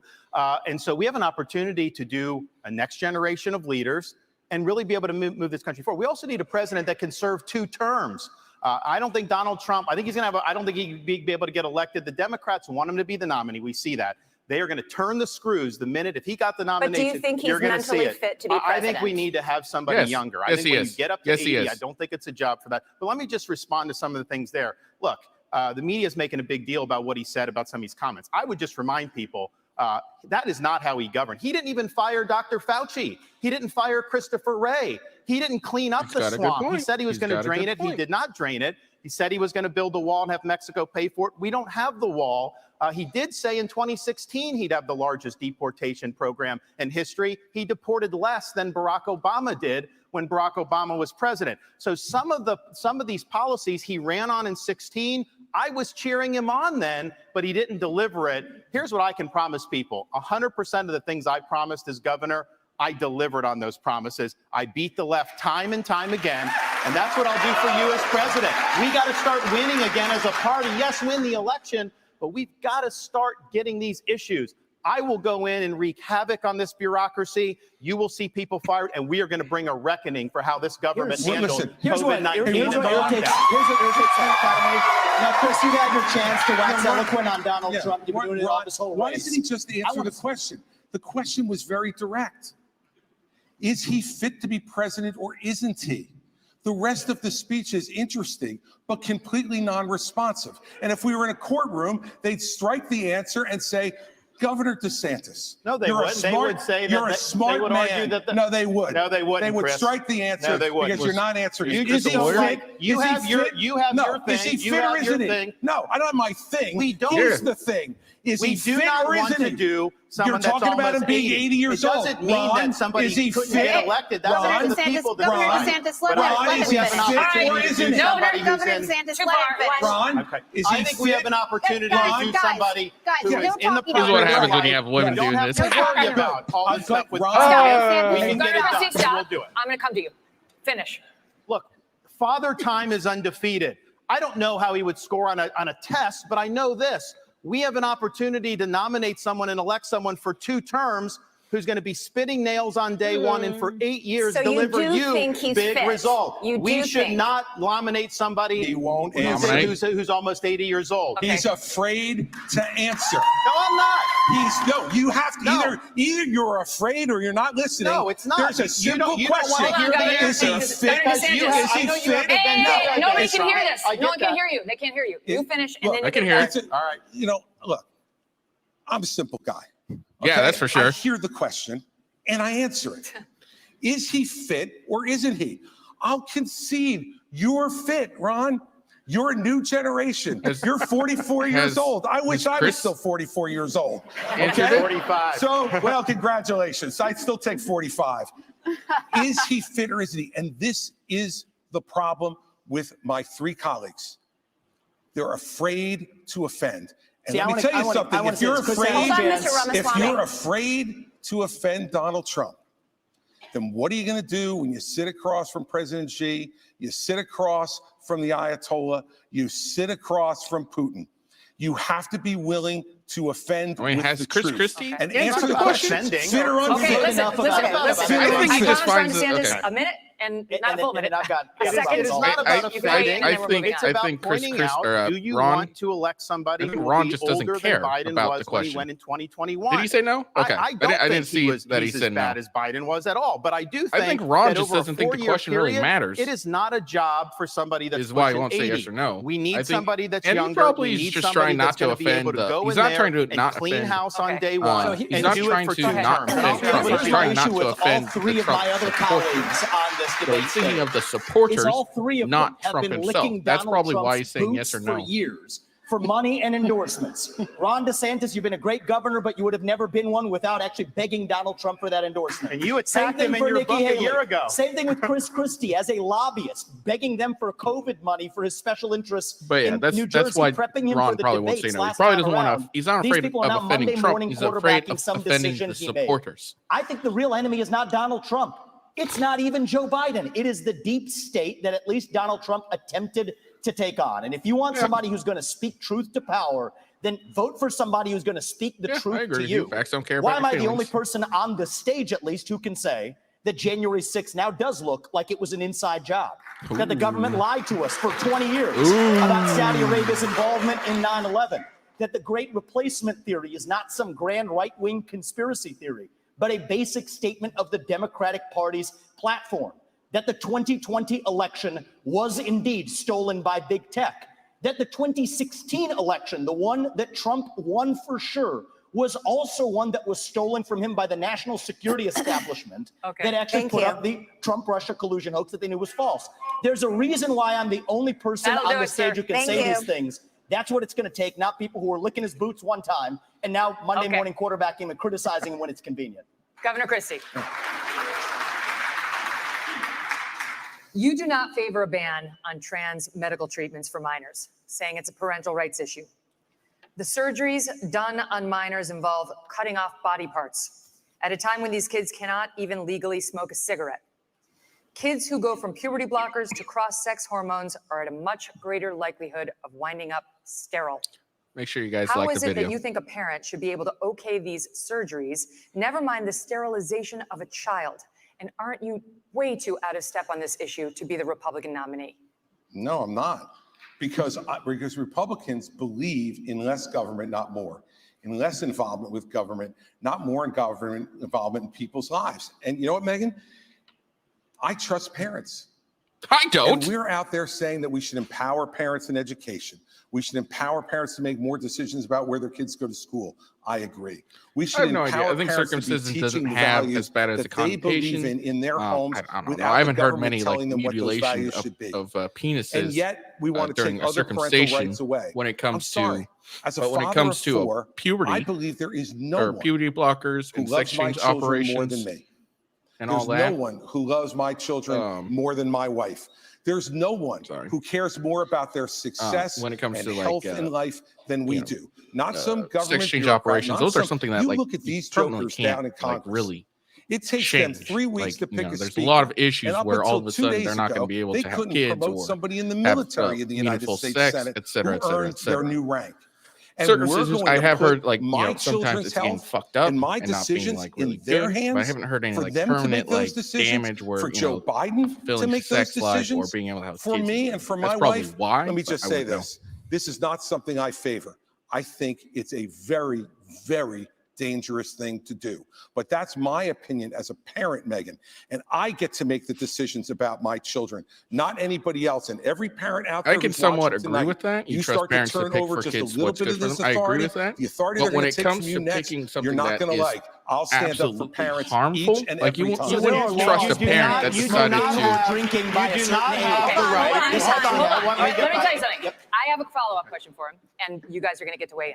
Okay? Here's my follow-up question. Okay, You talk about parental rights. Let's talk But yeah, about you trust parents. when to you pick were for governor in good- for kids what's 2017, you good for signed a them. law that required there's new all- guidelines for schools Why? dealing All right. with If a parent transgender gives their students. kid Those guidelines meth, required you're not schools going to trust to that accept you're a going to child's punish the preferred child gender for, or identity, not the child, the even parent if the for that. minor's parents The same thing with objected. a sex And change it said that operation there is no duty for we all schools know to notify will parents if their son or daughter prevent them changes from, their gender being able to have identity, kids, allowing this prevent them serious from issue having to an remain actual a sex life, secret between and the et cetera, et school cetera, et cetera. and a So child. that's, How is there's a any of line. that We all, pro-parental by the that's way, the that's point of the simply not government is true. to have We're doing what a you line. accused Like, me if of. you Chris. cross It's this, absolutely we're true. going to Simply have not to true. come in.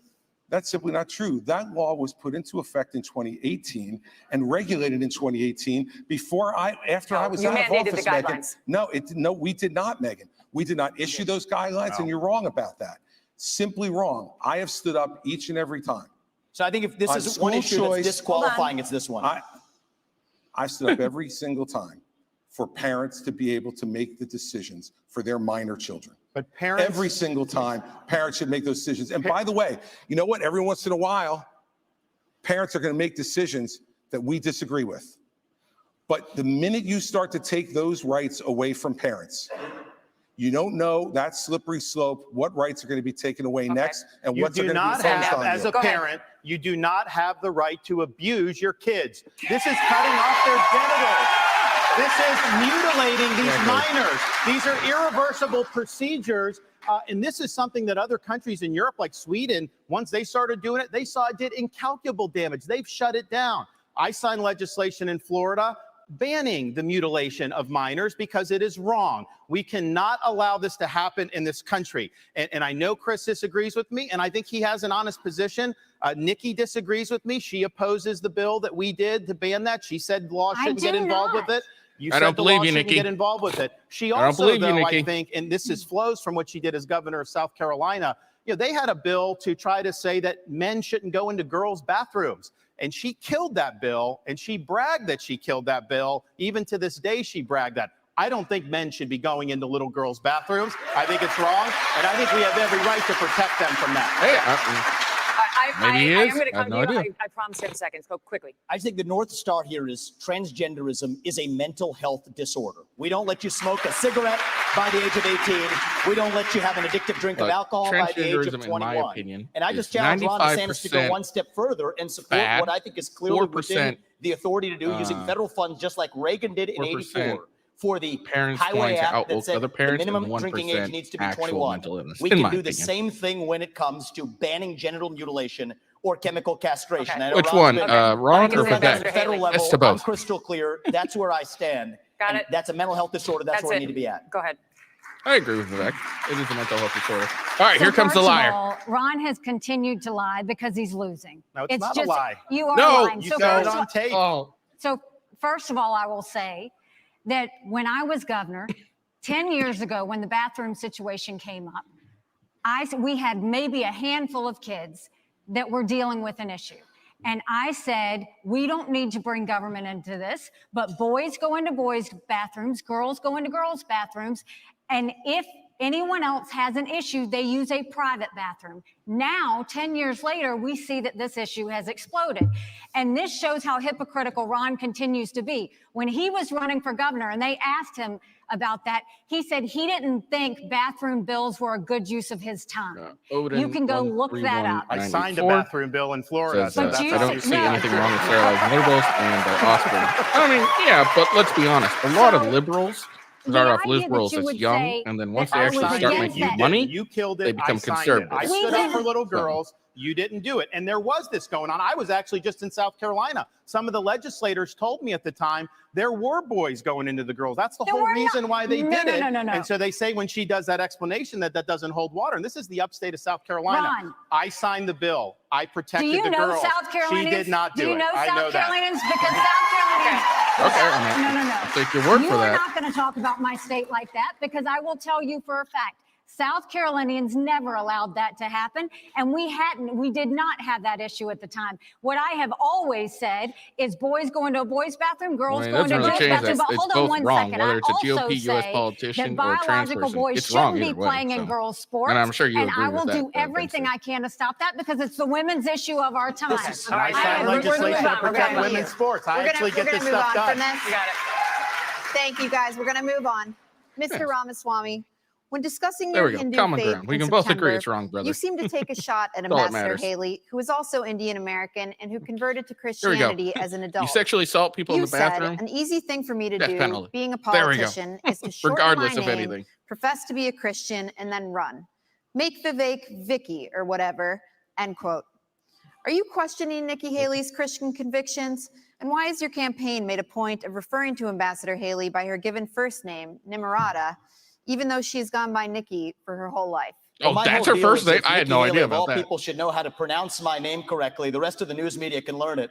My deal is I'll call her Nikki when she can say my own name right. That's our little fun side bet there.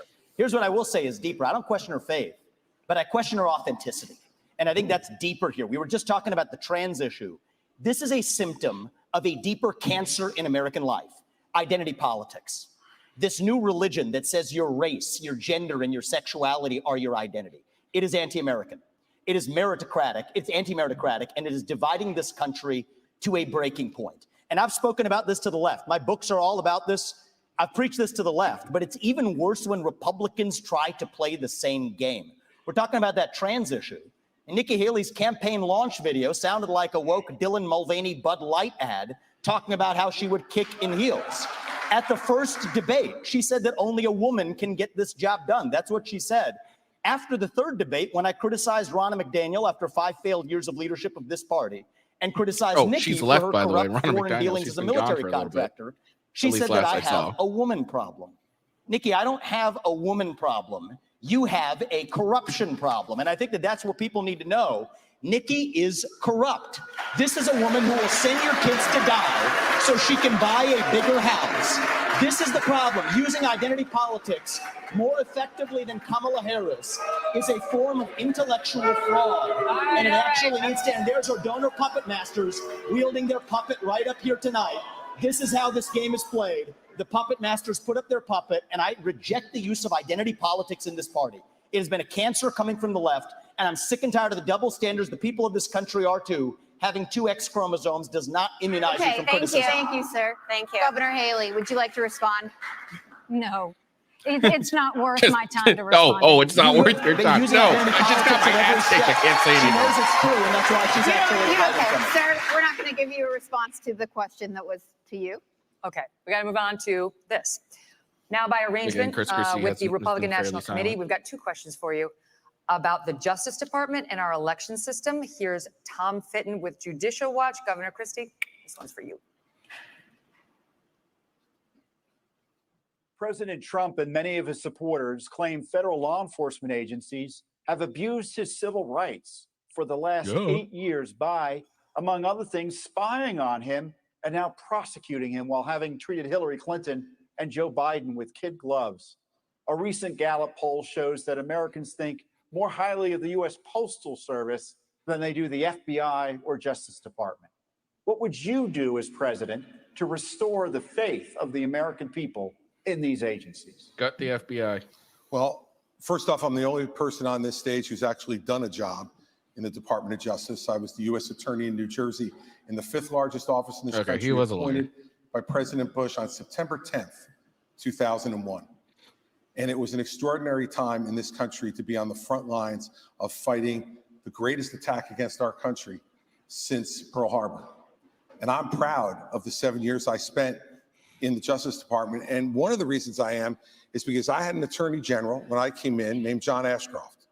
And John Ashcroft stood up and told each and every one of us our job was to do one thing, to make sure justice was done every day, regardless of partisanship, regardless of gender or race or any other consideration.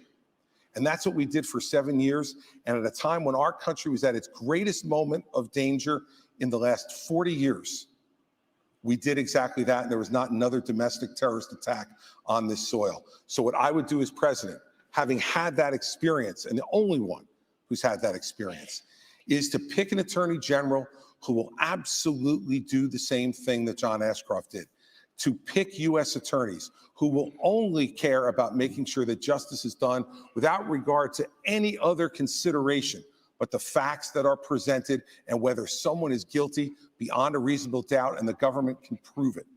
We have had attorneys general like Eric Holder and Loretta Lynch and Jeff Sessions, and now our current attorney general, who have not met that standard.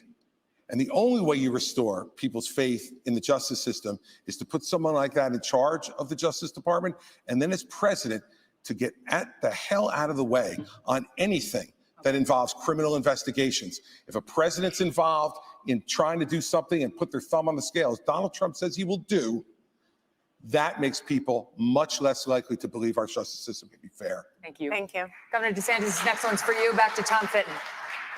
Many Republicans are concerned about the legitimacy of elections. A federal judge just ruled that Pennsylvania must count undated mail-in ballots. And unlike Alabama, many states still don't require any identification to vote. What should states do now to increase election federal integrity voter ID and law voter for federal confidence elections? There we for go. the 2024 election? Well, Tom, thanks for the question. Thanks for what you guys do at Judicial Watch. It's really, really important. There's a lot of corruption in this government. God, you guys are doing a great job. What you should do for election integrity is do what we did in Florida. 20 years ago, Florida and elections was a joke. Everybody would laugh at it. I came in, I removed a couple supervisors from South Florida. We require voter ID universal, no Zuckerbucks, no mass mail balloting, and no ballot harvesting. We even have an agency that prosecutes people for violating election laws. The result of that, in both 2020 and 2022, we counted millions and millions of votes on election night, produced the results, it was transparent, and everybody was happy. That is not happening throughout this country. But let me tell you this as the nominee. I think it's important. Not every state's where we need it to be. There is ballot harvesting in places like Nevada, all these places. I am not going to fight with one hand tied behind my back. I'm going to have organizations in all the swing states. If they're harvesting, we're harvesting. If they're Zuckerbucks, we're Zuckerbucks. We are going to exploit whatever the rules are. I favor changing the rules to be like Florida and some of the other states that have done a good job. But until then, we have to do that. And then just on the Justice Department and FBI. I mean, I remember being, in Iraq working with FBI on the ground and being, and then I was a special assistant. I used to have such a high regard for these agencies. What they did to Donald Trump with the Russia collusion was one of the biggest abuses of power in the history of our country. These agencies need to be cleaned out. With me, you'll have a new FBI director on day one. We're going to clear out the DOJ, the IRS, all these places. Yeah, I don't really like Buckle this. your seatbelts. There's going to be a new I understand the fight fire concept. We're going to come back in 1 I minute. think what'd be China, even up better. next. Okay, well, I'll finish. Hold on. I think what'd be even better is a voter ID law, like for federal elections. If states don't want to do it for their elections, fine, whatever. But for federal elections, voter ID law.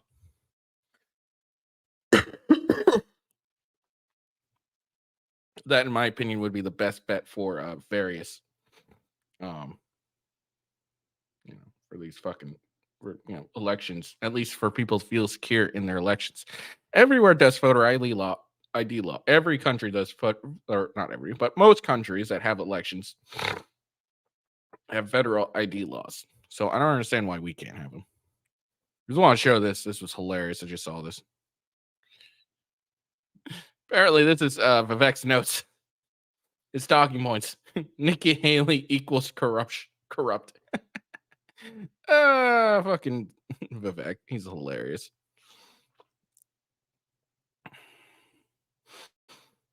I've said it before, and I'll say it again. I think the best for GOPs, the best bet is for so Trump went to it. Look, I don't think there's anything that's gonna stop Trump from being the nominee. I don't see anything in the future of Trump not being the nominee. That's just me. I have no idea. I'll vote for Trump.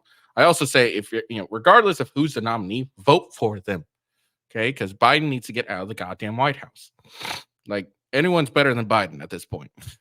Well, any Republican, because Democrats are just gonna fuck. But here's what I think, the GOP should go with: Trump 2025 to 2029.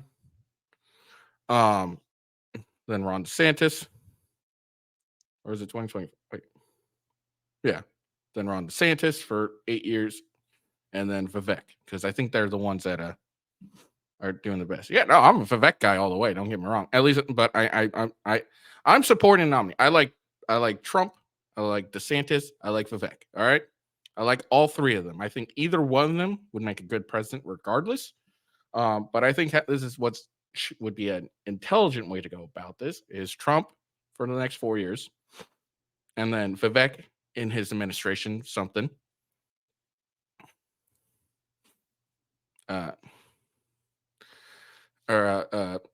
Trump, like Vivek in his cabinet, whatever member cabinet, and then Ron DeSantis as president for 8 years, if he can, get those 8 years, and then Vivek as his VP, and then Vivek for his own 8 years. I think that'd be a good strategy to go with.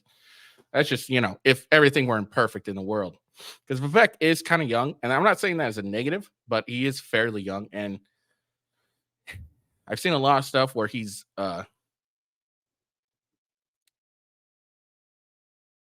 Vivek rhymes with cake.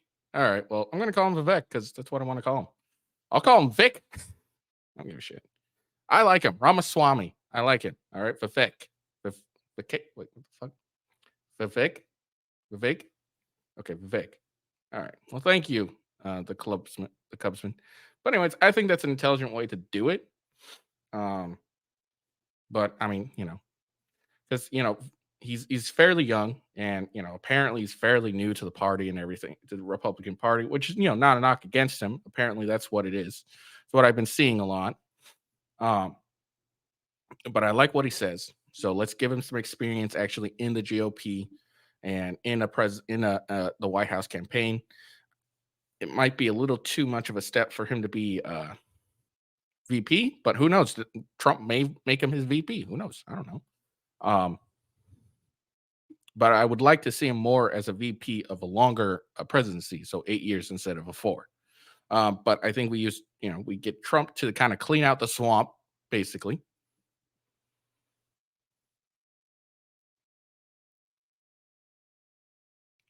What's Sugon?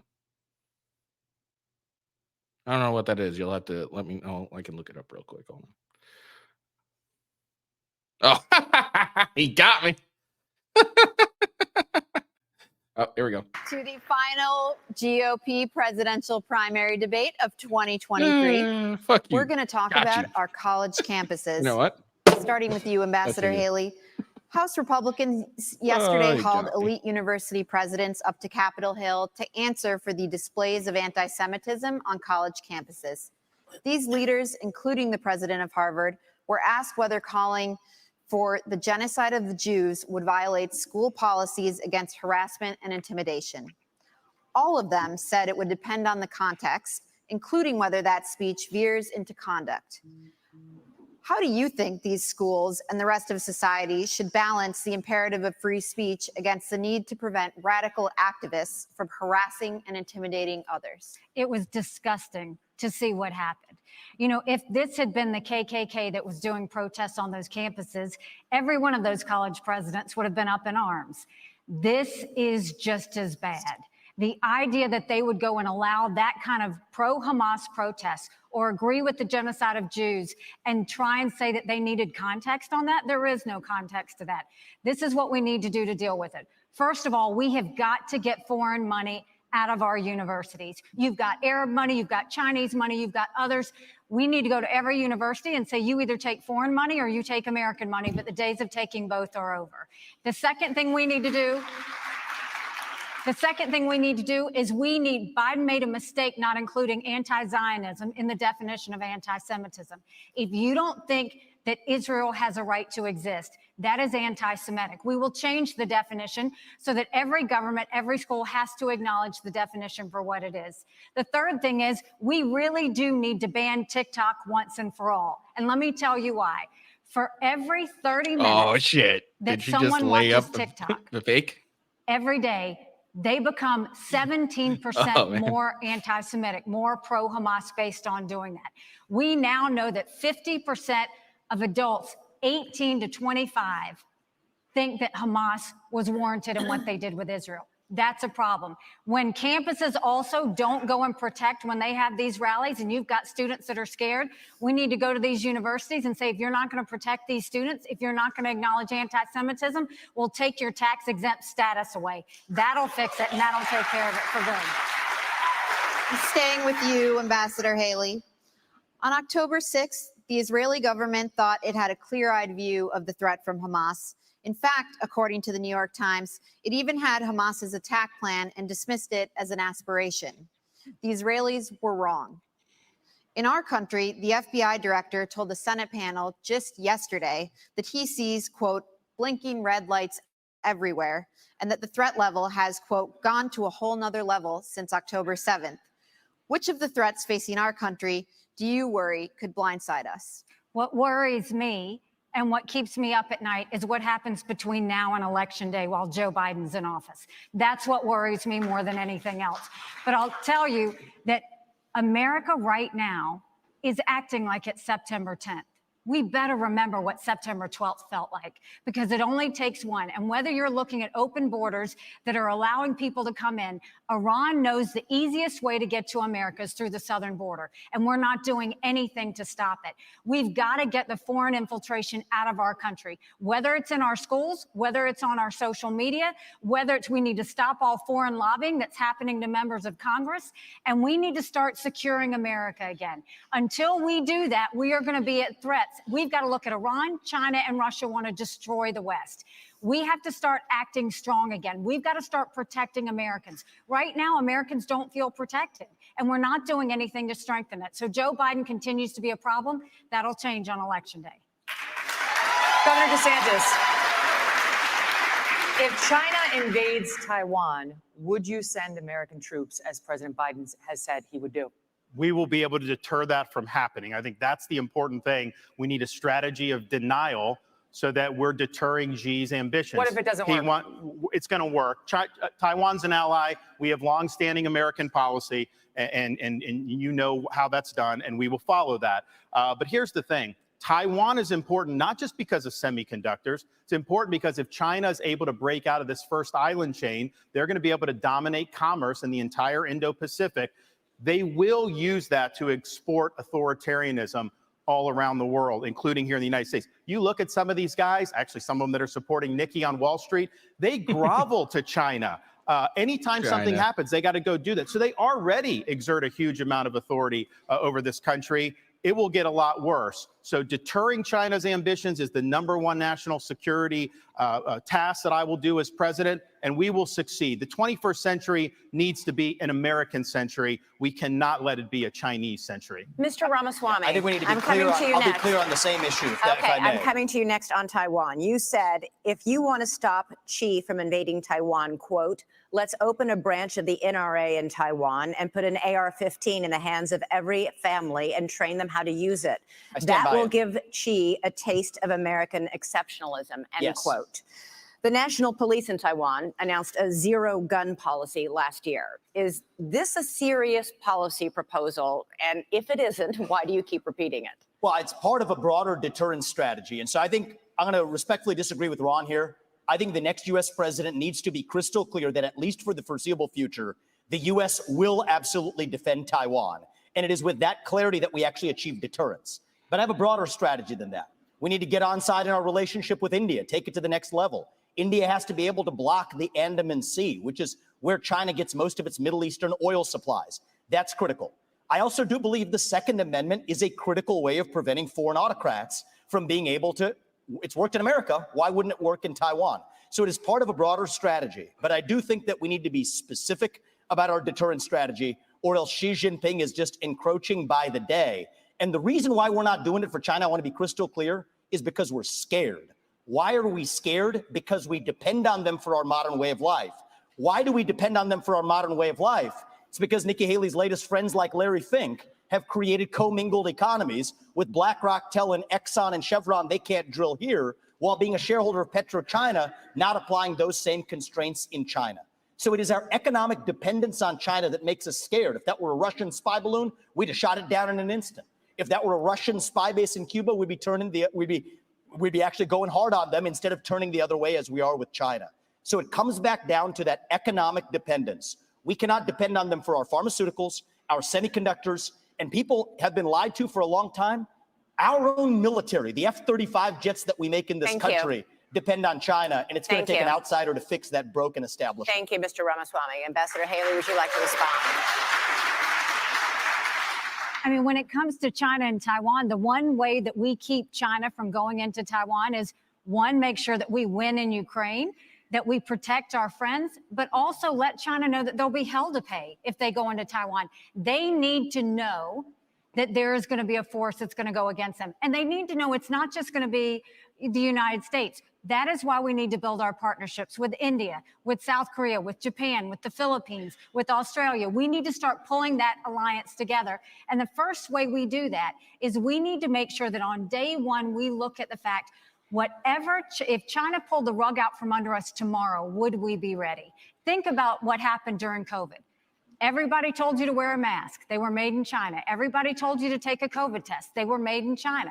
Everybody went and, I mean, everything that happened, if you go to the drugstore, all those medicines are made in China. We have to make sure that we are not relying on China for anything related to our national security, which means let's start focusing on doing deals with our friends now. Thank you, Ambassador. Governor Christie, I'd like you to weigh in on that. And do you think arming every family in Taiwan with an AR-15 is a plausible policy? You know, I don't think we have constitutional authority over Taiwan to give them a Second Amendment. I think they can only do that for themselves. But look, I want to be really clear. Once again, I want to play the role of actually answering your question, which is if China went after Taiwan, you're absolutely right. I would, as president, have us go militarily and defend them. Secondly, I'm not afraid, based upon those economic relationships, to do that, because these economic relationships mean nothing, nothing. If what's going to happen is that China is going to come and act in that region of the world however they see fit. It's not right. And I'll say this about what I heard from Nikki earlier. She said that Donald Trump was good on trade. He wasn't. And the proof that he wasn't good on trade with China is that all he did was impose tariffs, which raised the prices for every American. You want to know what has contributed to inflation in this country? Yes, it's more government spending. Yes, it's the fact that we're printing too much money. Absolutely. But it is also the increase in prices that were driven by Donald Trump's tariffs. And one last thing, you can't say he was good on trade because he didn't change one Chinese policy in the process. He failed on it. Thank you, Governor Christie. Governor DeSantis, switching subjects here. For 15 years, Republicans have been burned by politicians' promises to repeal Obamacare. Trump repeatedly promised to replace it with, quote, something terrific, but failed to propose anything. You're now promising something better, but Florida has more uninsured people than almost any other state. Why should Americans trust you more than any other Republicans who've disappointed them on this issue? Well, I think we have millions of Americans who do not have access to affordable health care. And it's not just getting some type of card and Medicaid, because a lot of times they don't even get access to doctors. You actually get access to care. The other thing is we have millions and millions of people who don't have access to good doctors and good hospitals. Florida did not expand Obamacare. I think the states that did that, I think, are struggling financially. So that, yes, we declined to do that. And I don't think that that was the right policy to do. But we are going to go after the cost. You're paying too much for everything. We've actually addressed this in Florida in some ways, but you need price transparency. You need to hold the pharmaceuticals accountable. You need to hold big insurance and big government accountable. And we're going to get that done. I think it's very, very important economically. I think it's very, very important for the country that we get that done. Go ahead. Yeah, so I actually wanted to, this is a very personal issue to our family. I wanted to take actually a minute to recognize my wife who's here today. Badass surgeon. She did a bunch of cases with cancer survivors earlier today, flew here to be tonight. We'll be back at 7 a.m. in Columbus, Ohio tomorrow, taking care of those patients in the OR. And on the front lines of people who have actually not swallowed for years. And here's what's something that's awful that's happening in our healthcare system. They'll pay for anything like feeding tubes, doctors to be pill pushers, but for the procedures that can actually make these patients better, we have a broken healthcare system that doesn't pay for it. My wife, Apoorva, in many cases, does not get paid for those procedures. She does them anyway because it's the right thing to do. But that does not work system-wide.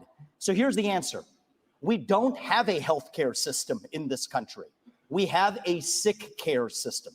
We need to start having diverse insurance options in a competitive marketplace that cover actual health, preventative medicine, diet, exercise, lifestyle, and otherwise. And here's how we deliver that.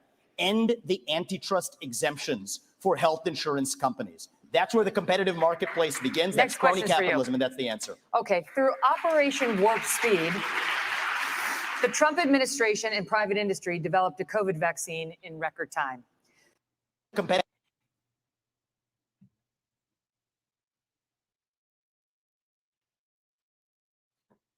Uh-oh.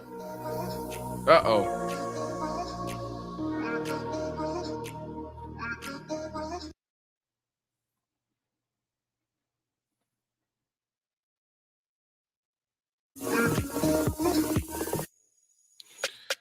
Uh-oh. Rebecca was stating too many facts, apparently. Apparently, Vivek was laying too many facts down. They didn't like it. It just went down. I don't know what to do here. Oh man, Vivek, whatever, just was bodying too many people. They were like, "Dude, we got to cut this crap. We got to finish it." Let's see.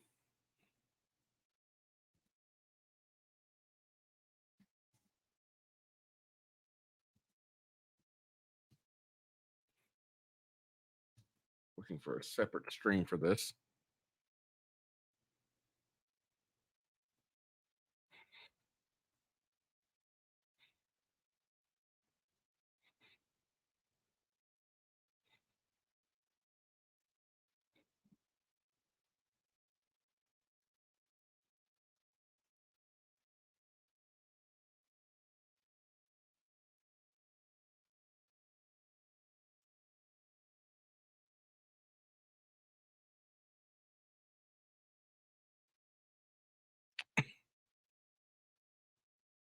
God damn. I don't know what to fucking do.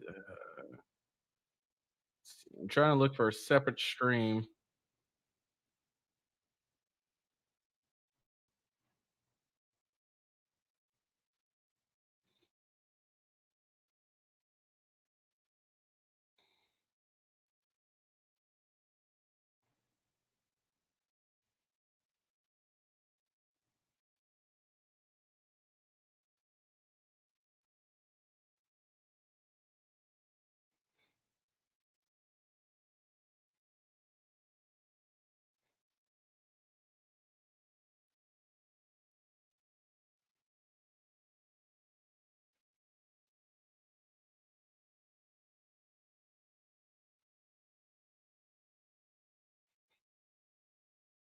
Really don't have anything else. I got Rumble has been on the last couple times, so I don't know what one's not going on.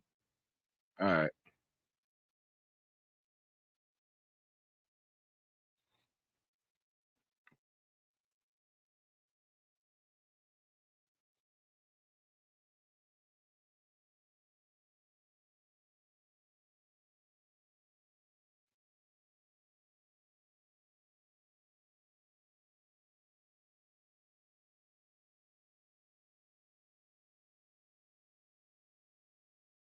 Okay. Okay. Yeah, it looks like it's might be down everywhere.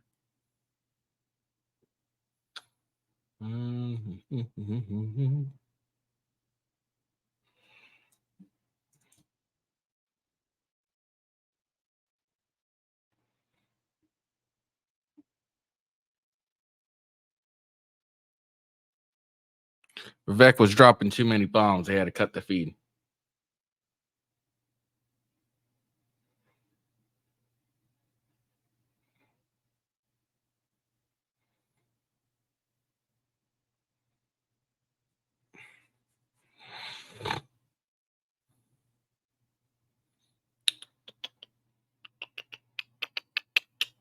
I'm just trying to look, see if I can find another feed. Doesn't look like I can. It's really goddamn annoying. It was just getting good, right? Oh, what can you do? All right, well, guess I gotta wait till Rumble brings it back up.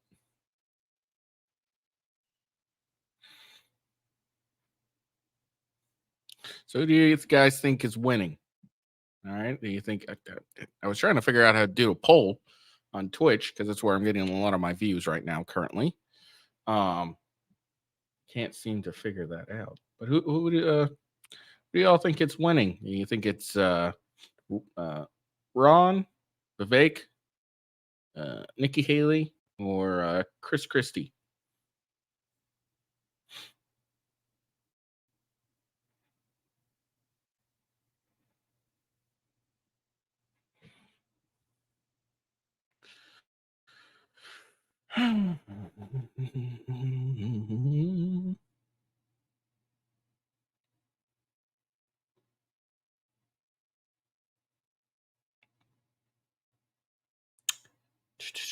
Man, it's kind of annoying. It's just getting good.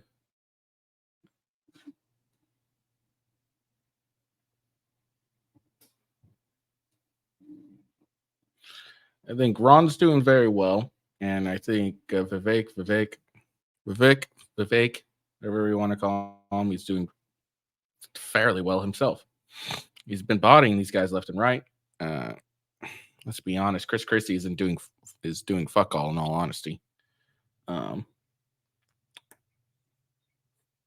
Okay, since we're waiting.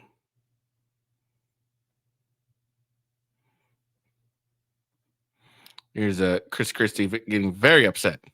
Hold on.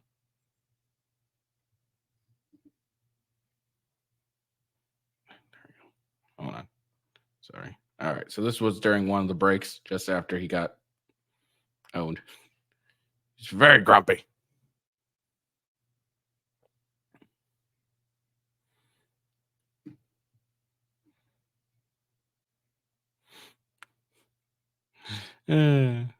That was after he got owned. So. Do.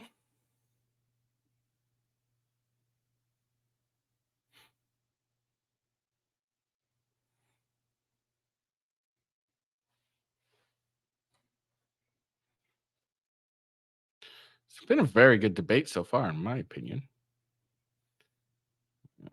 Vivek is really just going after these guys. He's like a fucking pit bull, and that's great to see.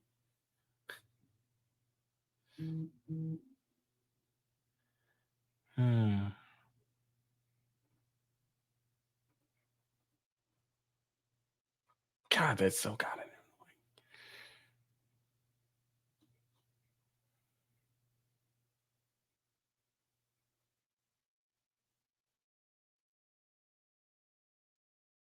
Oh, there we go.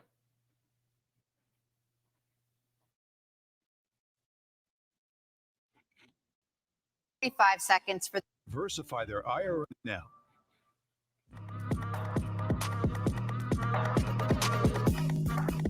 I don't know if that was like a scheduled one.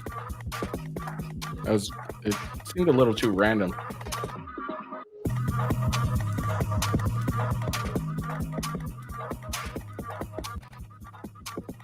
which former president would you draw inspiration from for your own presidency and why? I would draw inspiration from Ronald Reagan. In the last year, I've spent a lot of time writing a book. Hold on, sorry. Tuscaloosa, Alabama. Final question before closing statements, and we want to get you all in, so we're going to give you 45 seconds for this last one. Governor Let's be a little quick just so I which can former catch president up. would you draw inspiration from for your own presidency and why? I would draw inspiration from Ronald Reagan. In the last year, I've spent a lot of time writing a book about President Reagan that's going to be called What Would Reagan Do? That book's going to come out early in 2024. And what I learned more than anything else was that Ronald Reagan was a slave to the truth. Ronald Reagan stood up for the truth, whether it was popular or unpopular at the moment. In 1964, would he stop eating for the truth, Chris Christie? It was very unpopular to the party to do it, but he would not put up with our party standing for lies and deceit, even if it gave him political progress. That's the kind of president that I will be, and I would draw that inspiration from the 40th president of the United States, Ronald Reagan. Ambassador Haley? Well, I have to say, too, I think George Washington, when you look at the responsibilities he had, Oh, come on. how do you go and take on this great American experiment and make sure that the people are protected? And they always knew that government was intended to secure the rights and freedoms of the people. It was never meant to be all things to all people. And then you look at Abraham Lincoln, and you look at the challenges, and you look at the division that happened in our country, and the ability to lead in spite of the loud noises and say, what will bring out the best in people to get us to go forward is always something that's important. And I think we need that now more than ever. Governor DeSantis. Reagan, Washington, Lincoln, excellent. One of the guys I'll take inspiration from is Calvin Coolidge. Now, people don't talk about him a lot. He's one of the few presidents that got almost everything right. He understood the proper role of the federal government under the Constitution. Yeah, I don't know. I think it was a down the U.S. Constitution as the centerpiece of our national life. And that requires a president who understands the original understanding of the Constitution, who has a good sense of the Bill of Rights, and who knows how we've gone off track with this massive fourth branch of government, this administrative state, which is imposing its will on us and is being weaponized against us. So Silent Cal knew the proper role of the federal government. The country was in great shape when he was president of the United States, and we can learn an awful lot from Calvin Coolidge. Over to you, Mr. Ramaswamy, to conclude our history lesson. Sure. Well, I will say Ron picked a president who was born on July 4th. I'll pick one who died on July 4th. It's Thomas Jefferson. He was 33 years old when he wrote the Declaration of Independence. And you all are sitting on a swivel chair today. He invented the swivel chair while he was at it, while writing that Declaration of Independence. That's that founding spirit that we miss, that we're the pioneers. Make sure to like and We're subscribe, the explorers, the guy who sent him out on the follow. Lewis and Clark expeditions. And I think a lot about what would Thomas Jefferson say to today's Republican Party. And I think one thing he'd remind us of, we haven't talked about it as much tonight, but I think it is one of the interesting ideological discussions we're having in our party is freedom of speech. You get to express your mind freely, no matter how heinous the opinion. Thomas Jefferson understood that. All He's right. an inspiration for me. Thank you, Mr. Ramaswamy. And believe it or not, it's time for closing statements. Governor Christie, would you like to begin? Sure, thank you. I want you all to kind of picture in your minds Election Day. You'll all be heading to the polls to vote, and that's something that Donald Trump will not be able to do because he will be convicted of felonies before then, and his right to vote will be taken away. You know, look, here's the bottom line. You can boo about it all you like and continue to deny reality. But if we deny reality as a party, we're going to have 4 more years of Joe Biden. When my colleagues here raised their hands and said they would support him, even if he was a convicted felon, the bigger problem with it is they were confirming the lies he's told to the American people. If you're too timid to take on Trump, believe me, others will see that timidity. Xi, Putin, and the Ayatollah, the border crossers on the southern border, and the criminals in our streets. They'll sense that timidity, and they'll take advantage of that failure of leadership. We need to get back to an old American idea that every person is responsible for their own conduct, even a president. I'll be the kind of president who has the humility that knows that you work for the people. Okay. You have freedom of speech. You're allowed to question the integrity of election. He did nothing. I will earn your trust. I want to earn your vote. Thank you, Governor Christie. Mr. Ramaswamy. I 100% agree with you, I'll use my this man. to just address a topic we didn't talk about tonight, but I think doesn't it's one matter of the if most Trump can important vote. topics We that will be needs able to to be vote for him. discussed. That's what counts. That is this climate change agenda that is shackling he'll this just pardon country like a himself set of of felony handcuffs. charges. I said it at the first debate, and I stand by it. The climate change agenda is a hoax because it has nothing to do with the climate. That's what we have to see. 98% reduction in the climate disaster-related deaths in the last century. 8 times as many people are going to die of cold temperatures this year than warm ones. Yet against that backdrop, there's an issue coming up in Iowa. It's core to Iowa farmers. I met Kim Junker, Kathy Stockdale, and other farmers who are about to have a carbon capture pipeline built across their land using eminent domain to do it. That's unconstitutional and it's wrong. And if you thought COVID was bad, what's coming with this climate agenda is far worse. We should not be bending the knee to this new religion. That is what it is. It is a substitute for a modern religion. We are flogging ourselves and losing our modern way of life, bowing to this new god of climate, and that will end on my watch. Thank it's you, the most critical Ambassador issue Haley. that's coming up. Thank you. Thank you very much. Our country is in chaos. We see it on the southern border. We see it on our streets in our cities. We see it on college campuses. We feel it with our economy, with inflation and with debt. And we feel it around the world with wars in Europe and within the Middle East. We have to stop the chaos, but you can't defeat Democrat chaos with Republican chaos. And that's what Donald Trump gives us. My approach is different. No drama, no vendettas, no whining.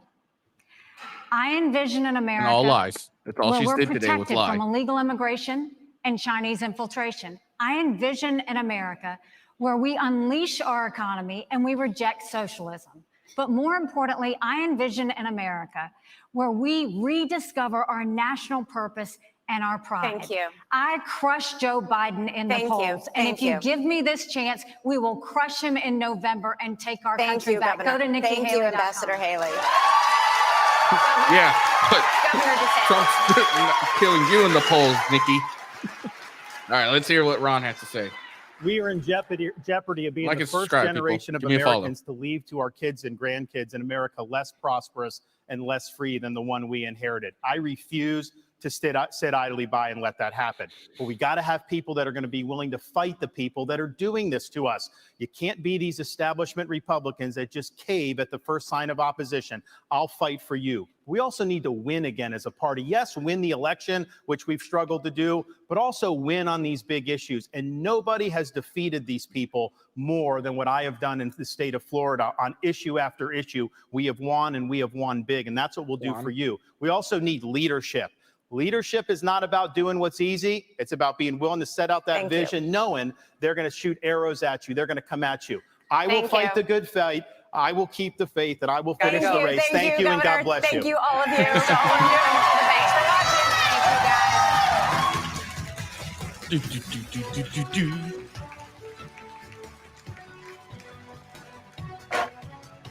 Yay, it's over. All right. So there we go. We're all done. We're all done. Whew. Wow. All right. So what'd you think of that? I thought it went really well. For Ron and Vivek, I think it went really well for them. I think it went very well for Nikki Haley. Let's be 100. She kind of got scorched in that debate, in my opinion. I mean, maybe y'all disagree with me.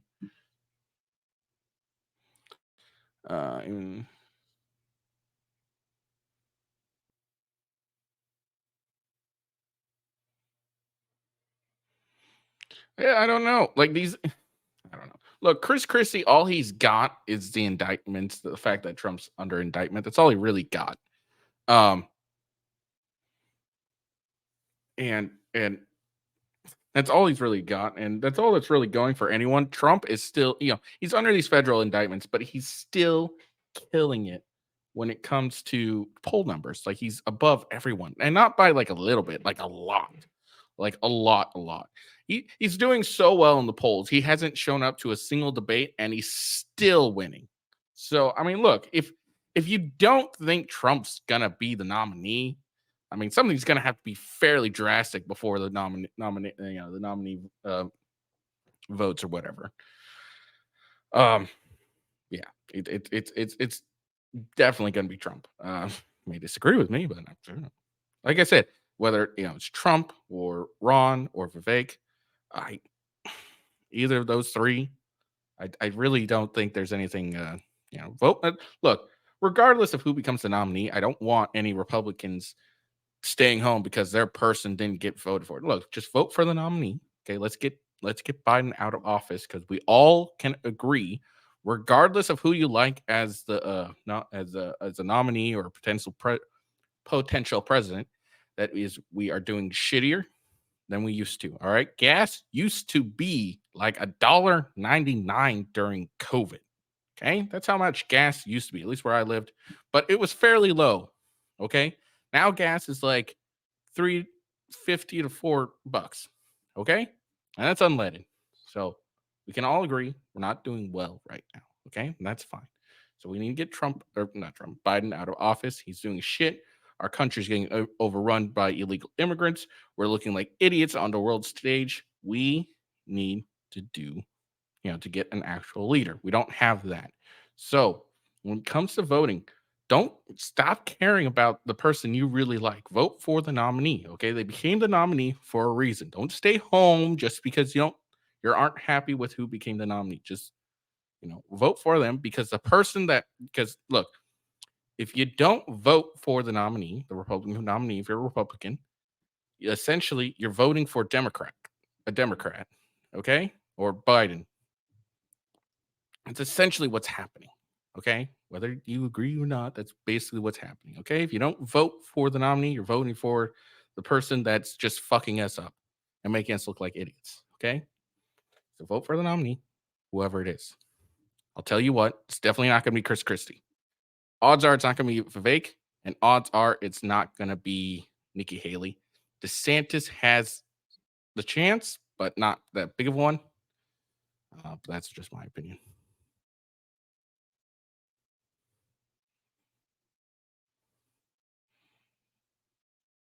Yeah, I agree.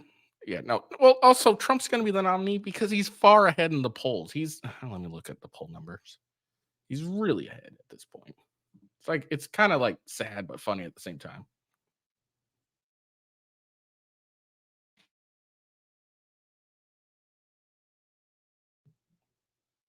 Let's see.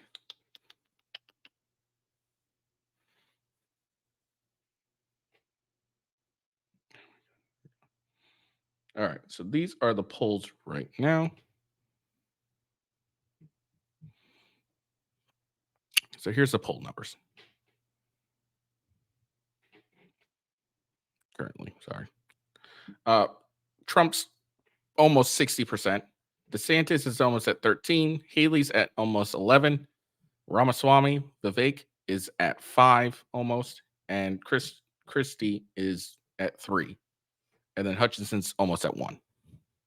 Okay, I don't get. I really don't understand why people are voting for are liking Nikki Haley. She's sorry, but yeah. But look, it's Trump's going to be the nominee, and I agree. DeSantis's problem was running instead of waiting.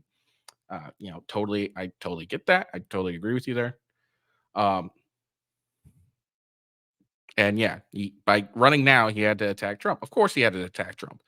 I don't think he's been a really aggressive attacker. Not that he's pussyfooting around or anything, but he hasn't been trying that hard, which I think is helping him. And that's also why back in the debate, he wasn't really commenting on whether Trump was fit. He's not afraid of Trump. That's the thing that people aren't understanding. He's not afraid of Trump, and that's what Chris Christie wasn't understanding. And it's also why Chris Christie is so low in the polls. He wasn't afraid of attacking Trump. He's more afraid, I would say, of attacking Trump and having Trump supporters go against him. Because I'm sure there's plenty of supporters for Ron DeSantis and Trump that intersect. Okay, but yeah, that's probably more of his fear of saying Trump's not fit to lead. And I have yet to see anything really that would show that Trump's not fit to lead. At least not as egregious as it is when it comes to Biden. That's just me. Okay, I don't know. But there we go. So, who do you think won? Did you think Ron won? Did you think Vivek won? Did you think Nikki won? Did you think Christie won? I think it's a tie between Ron and Vivek. Vivek did well at being on attack mode and attacking the candidates and pointing out their flaws and everything like that. Ron DeSantis looked more stately and wasn't much of an attack dog, but more stately. Chris Christie's, a typical liar. Well, not liar, whiner, and every time he does a debate, all he talks about is Trump. Trump. That's all he's got. So, I think Trump will. Okay, yeah. Well, yeah, Trump of course won. I'm talking solely on the people on the stage, but of course Trump won. He's almost 60% in the poll. Come on, of course Trump won. But just trying to be fair. Yeah.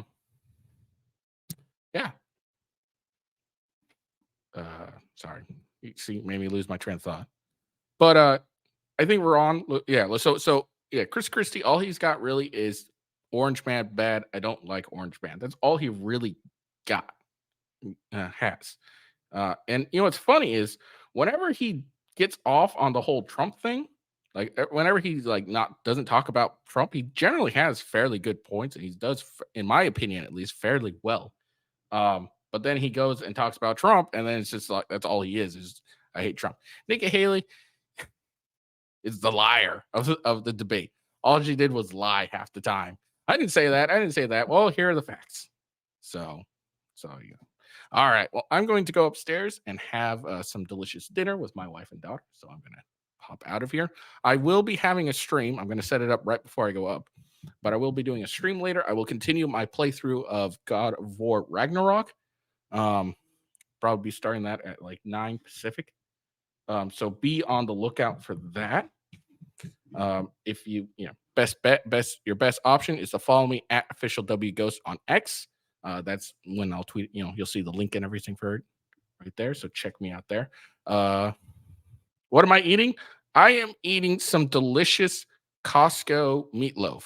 I don't know if you ever had it, but the Costco meatloaf's pretty fucking good. So that's what I'm gonna have for dinner. But yeah, so make sure you be on the lookout for my my stream for that. I will be streaming on my gaming channel on YouTube and Rumble, and of course Twitch and Kick as well, because I just want to send my beautiful looks everywhere. I'm going everywhere. So be on the lookout for all those. But best bet is to follow me on X at official W Ghost. If you're watching this here on Rumble, make sure you give me a like and a follow, please. Rumble.com/withghost and rumble.com/gamingwithghost for my gaming channel. You're welcome, Cubsman. The Cubsman. And then follow me, twitch.tv official with Ghost. Check me out there as well. And then Kick official gaming with Ghost. If you're on Kick, I don't care. Like I said, I've thrown my shit everywhere.